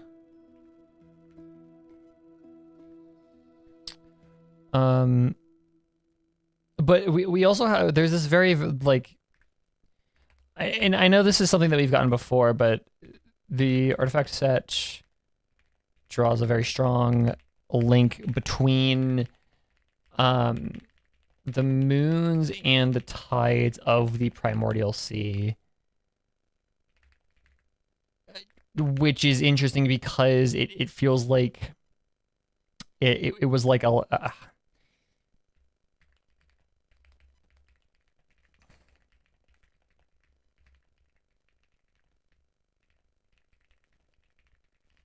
because like you have the primordial sea where all life comes from, and then you have the moons, and then the moons, obviously because of how moons work, affect the tides of Teyvat.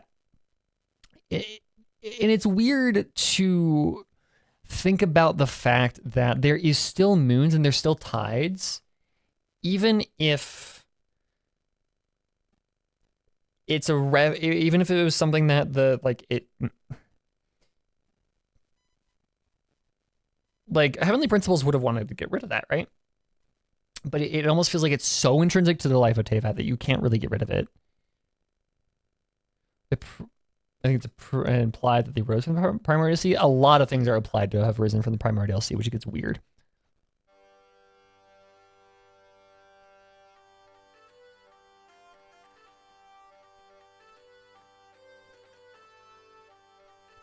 In the long ballad, woven from golden strings, never ceased, even when the silver stars were cloaked in dust. The layers of the sky's veil, through the layers of the sky's veil, the people of the earth could not bask in true moonlight. Yet the tides of the river of time bound them together, come shadowed night or sunlit day. We trace the paths of stars or descend the stairs of shallow slumber. Between sunrise and sundown we wander, seeking the answer behind the screen. Our hearts, no longer bound by eternity, still stir, faint yet unceasing. In dreams between the eternal and the fleeting, we await the final hour offered to the moon.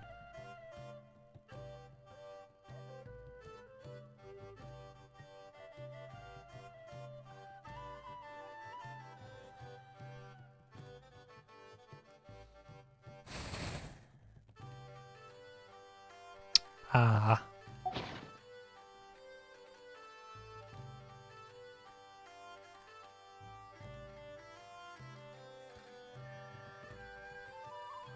Yeah, several circuits set aside by the final syllables, at the final syllables of a hymn warned by poets who in ancient times sang in the praise of myth and the moons.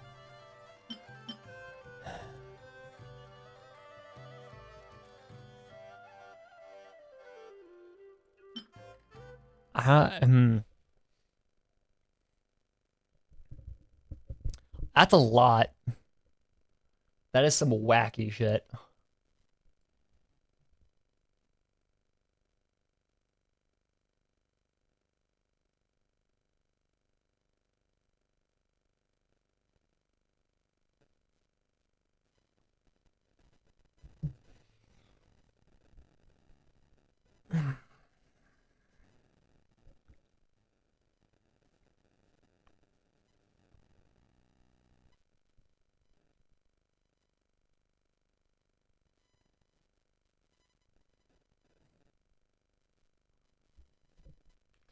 I don't know how to wrap my head around that. That's a lot of stuff.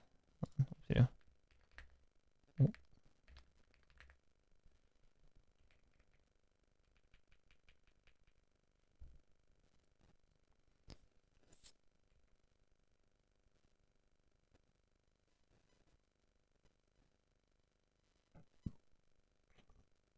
That is so much.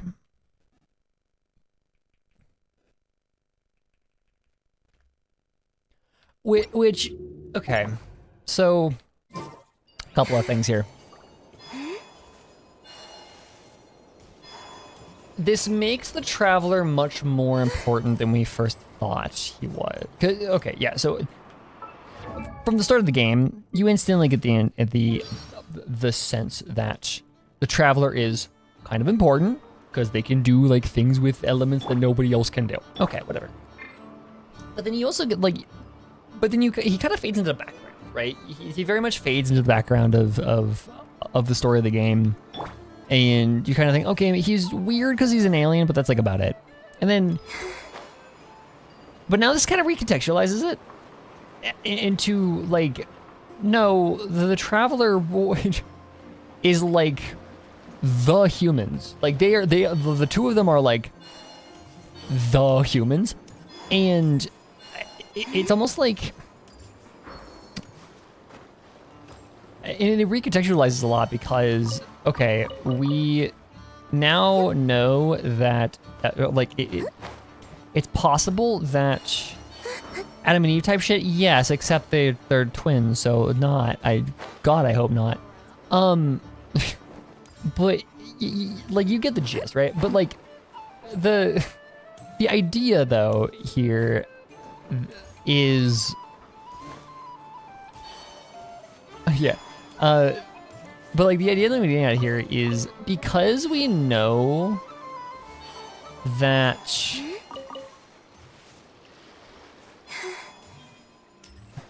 how do I want to put this to words? Because we know that they were like, if we work under the assumption that what we're talking about here is true and that the ship AI was really the Ark,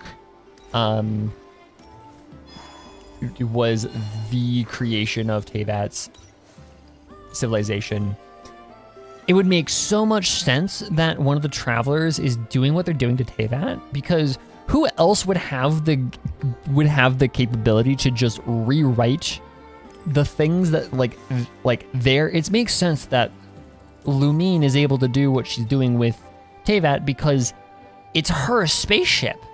Like, she was one of the people that was being carried by the spaceship. Of course she would be able to do the Luma fate because she would be able to like hijack her own ship's system. Like, it makes sense.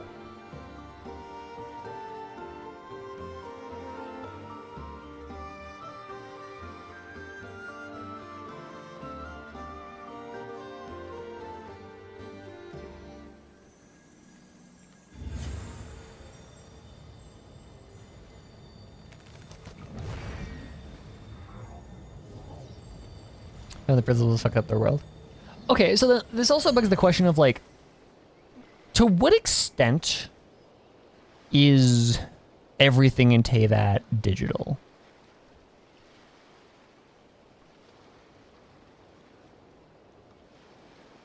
What do you make of that's where I'm going actually, Valor. So me asking to what extent do you think Teyvat is digital? It comes from the thought process of, do you think like the Heavenly Principles is software that just like crashed? You think like the Heavenly Principles just crashed? Like,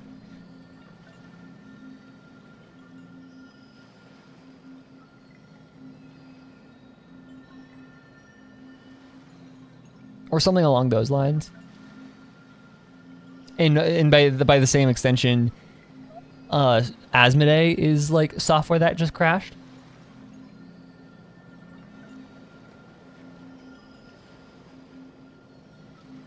Why do you say crash? Like, as in software? Because it's also like software, right?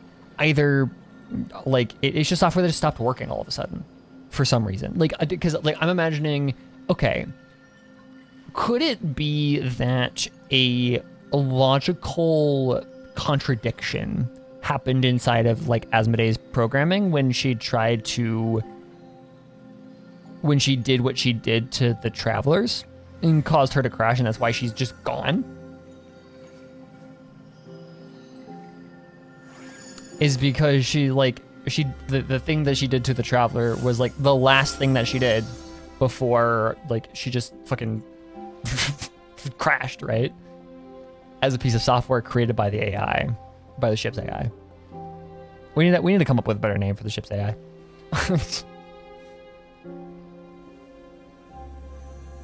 I propose Ortis. Just rip a name from Warframe. I don't know. I'm just gonna call him Ortis from now on, until we get an official name. But like,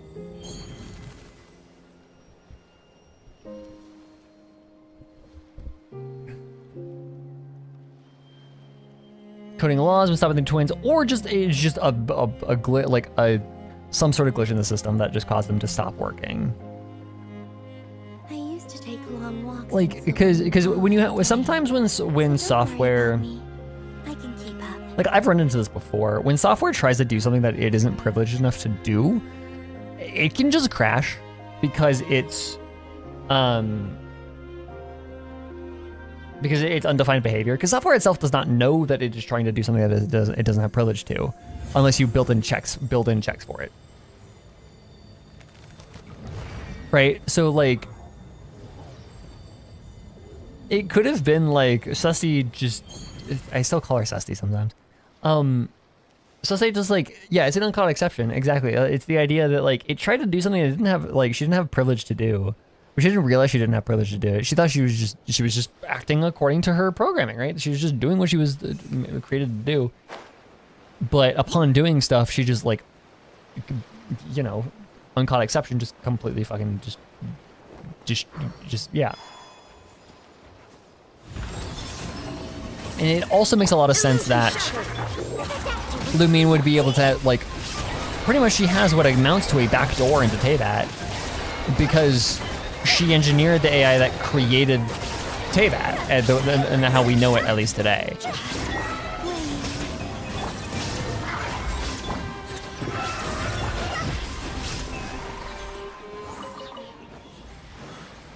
I mean, it's just a possible, like, possible exception for that. It's one of the interpretations I get out of it right away, because it's just...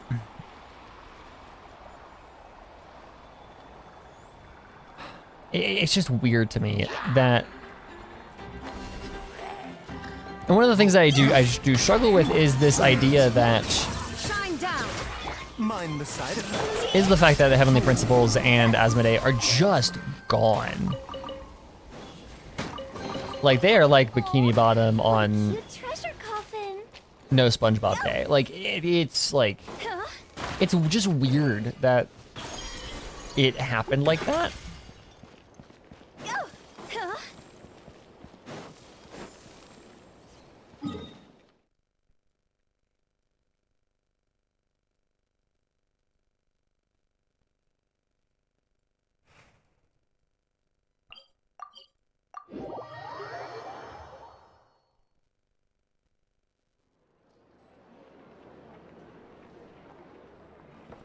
And chronologically, as far as we know, that is literally the last time, like the opening of the game is the last time that Asmodee did anything in Teyvat. I'm also curious. Yeah, that is also a good question, is because, like, okay, so this is also a good question.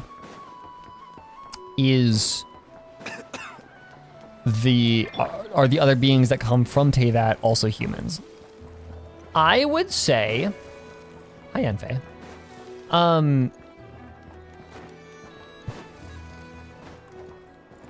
I would say here, okay. Here is an interpretation of this idea. There are two ways that you can look at it. Either Genshin really is a part of the Honkaiverse, the Hoyoverse. In that interpretation, then Teyvat would be humanity, or would be I don't think populated by anyone humans particular. from If someone stops the high end. Yeah, no, she's just chilling over there. Peace, all the same. I just ran past her. Where is she? There she is. Oh, Yanfei.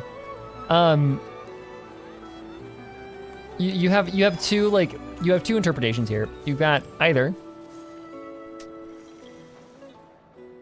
humanity from HA3 Earth is what Teyvat is, which would make a lot of sense because, you know, HA3 Earth is faced with the Honkai, and they would be like, hey, yo, let's like throw a couple people up there into space and just kind of hope like that the AI is able to figure it out for us. That would make a lot of sense. Or, and that also explains the moon thing. If that is the case, then the other humans from that are descenders could be humans because Would you like to go moon they could be gazing? humans You can say because my we know that refuge humans are is elsewhere in the in the universe in the Or we could Honkaiverse watch the because of moon HSR, and right? gaze down at Teyvat. That is just Whatever you prefer. They're just connections. Those are basic connections. If it does not take place in the Honkaiverse, then fuck knows. If Genshin doesn't actually take place in the Honkaiverse, like canonically, then who the fuck knows?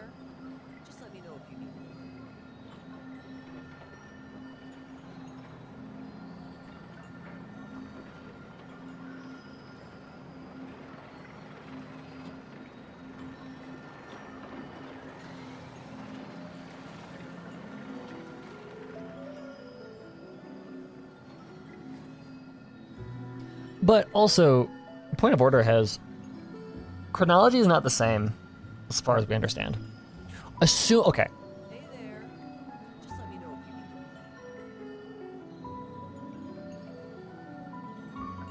That's what I'm thinking. Is that it might be a space from a previous cycle because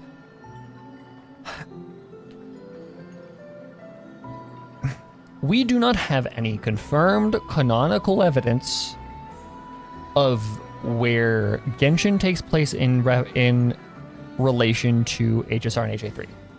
However, there was one web event for HSR which referenced Inazuma light novels as being books from ancient lost like civilizations or whatever, implying that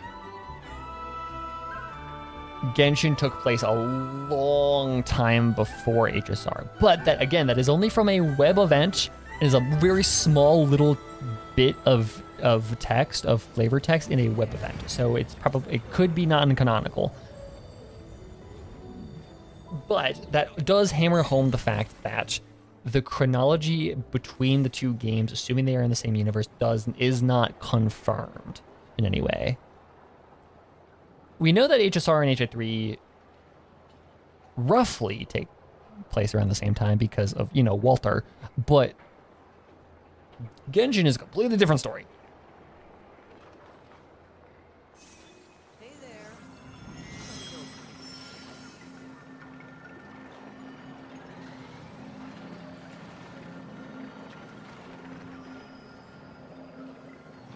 So, that's just that's just a possibility.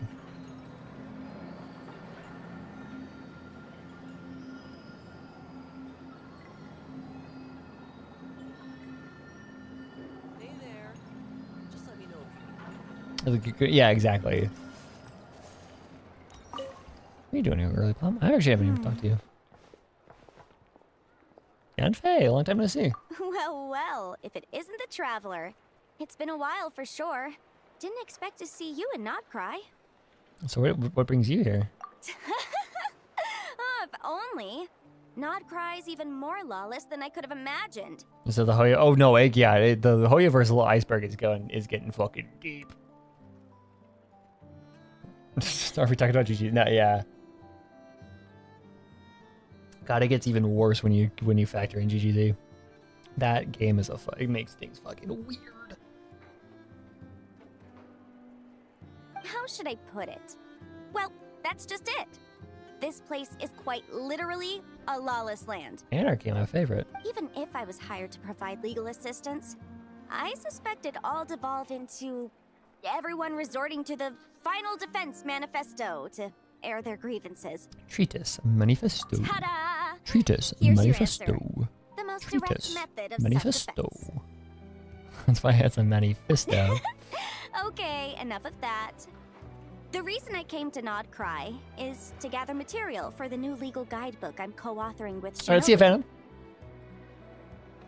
Damn, it's been 4 hours? Okay. I might pop book's off here theme soon. Centers on as the well. borders of law. And one of its chapters is about what happens when law and order Dun dun. completely breaks down.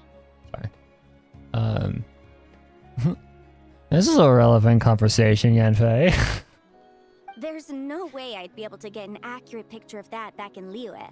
So here I am, this infamous land of lawlessness.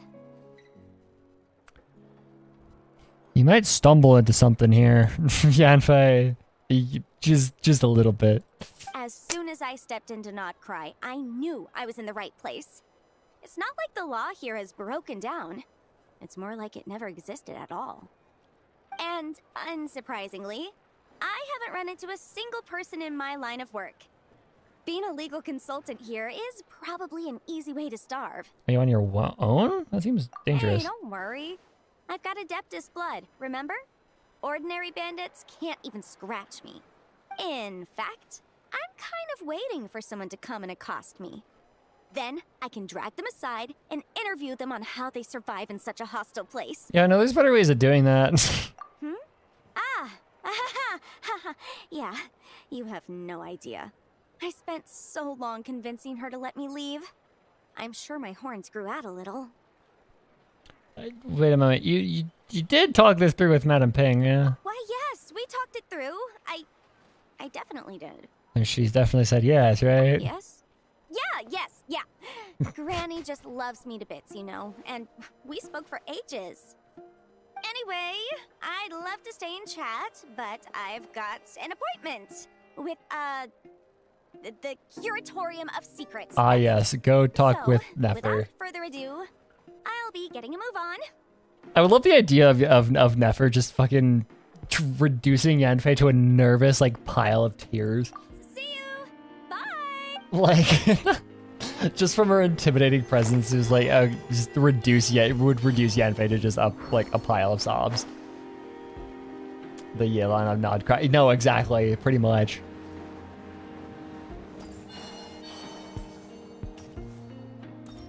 Just reduce her to just like a nervous wreck. And she would do it purely because she finds it funny. Like, it's like she can't do that really with Yoda anymore, so she's like, I'm gonna do it to the random ass person that wanted to interview me. Okay, yeah, no, it's been a that's a good way of putting it, as a trance of artifact lore for the past hour.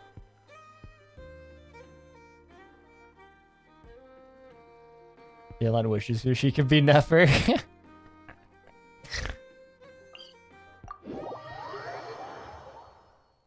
Yeah, at least Nefer actually like helps us in meaningful ways. Like Yelan still tries to hide her whole shtick. Nefer's just an information dealer. She's chill.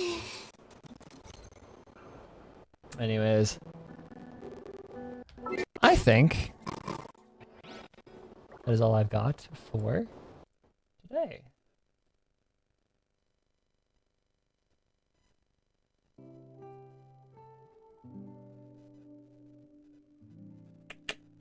Let me bring up chat here. Yeah. Anyways, thank you guys so much for tuning in. We haven't gotten a chance to just dig into lore for a while. This is a little treat. This is rare. Having a gap in the schedule such that I can do something like this. But yeah. Anyways, thank you guys so much for tuning in. Next week I think should be HSR. theoretically, possibly, mayhaps, no idea when this game is supposed to move on. But yeah. Regardless, thank you guys for tuning in, and I'll see you guys next week. So, bye-bye, y'all.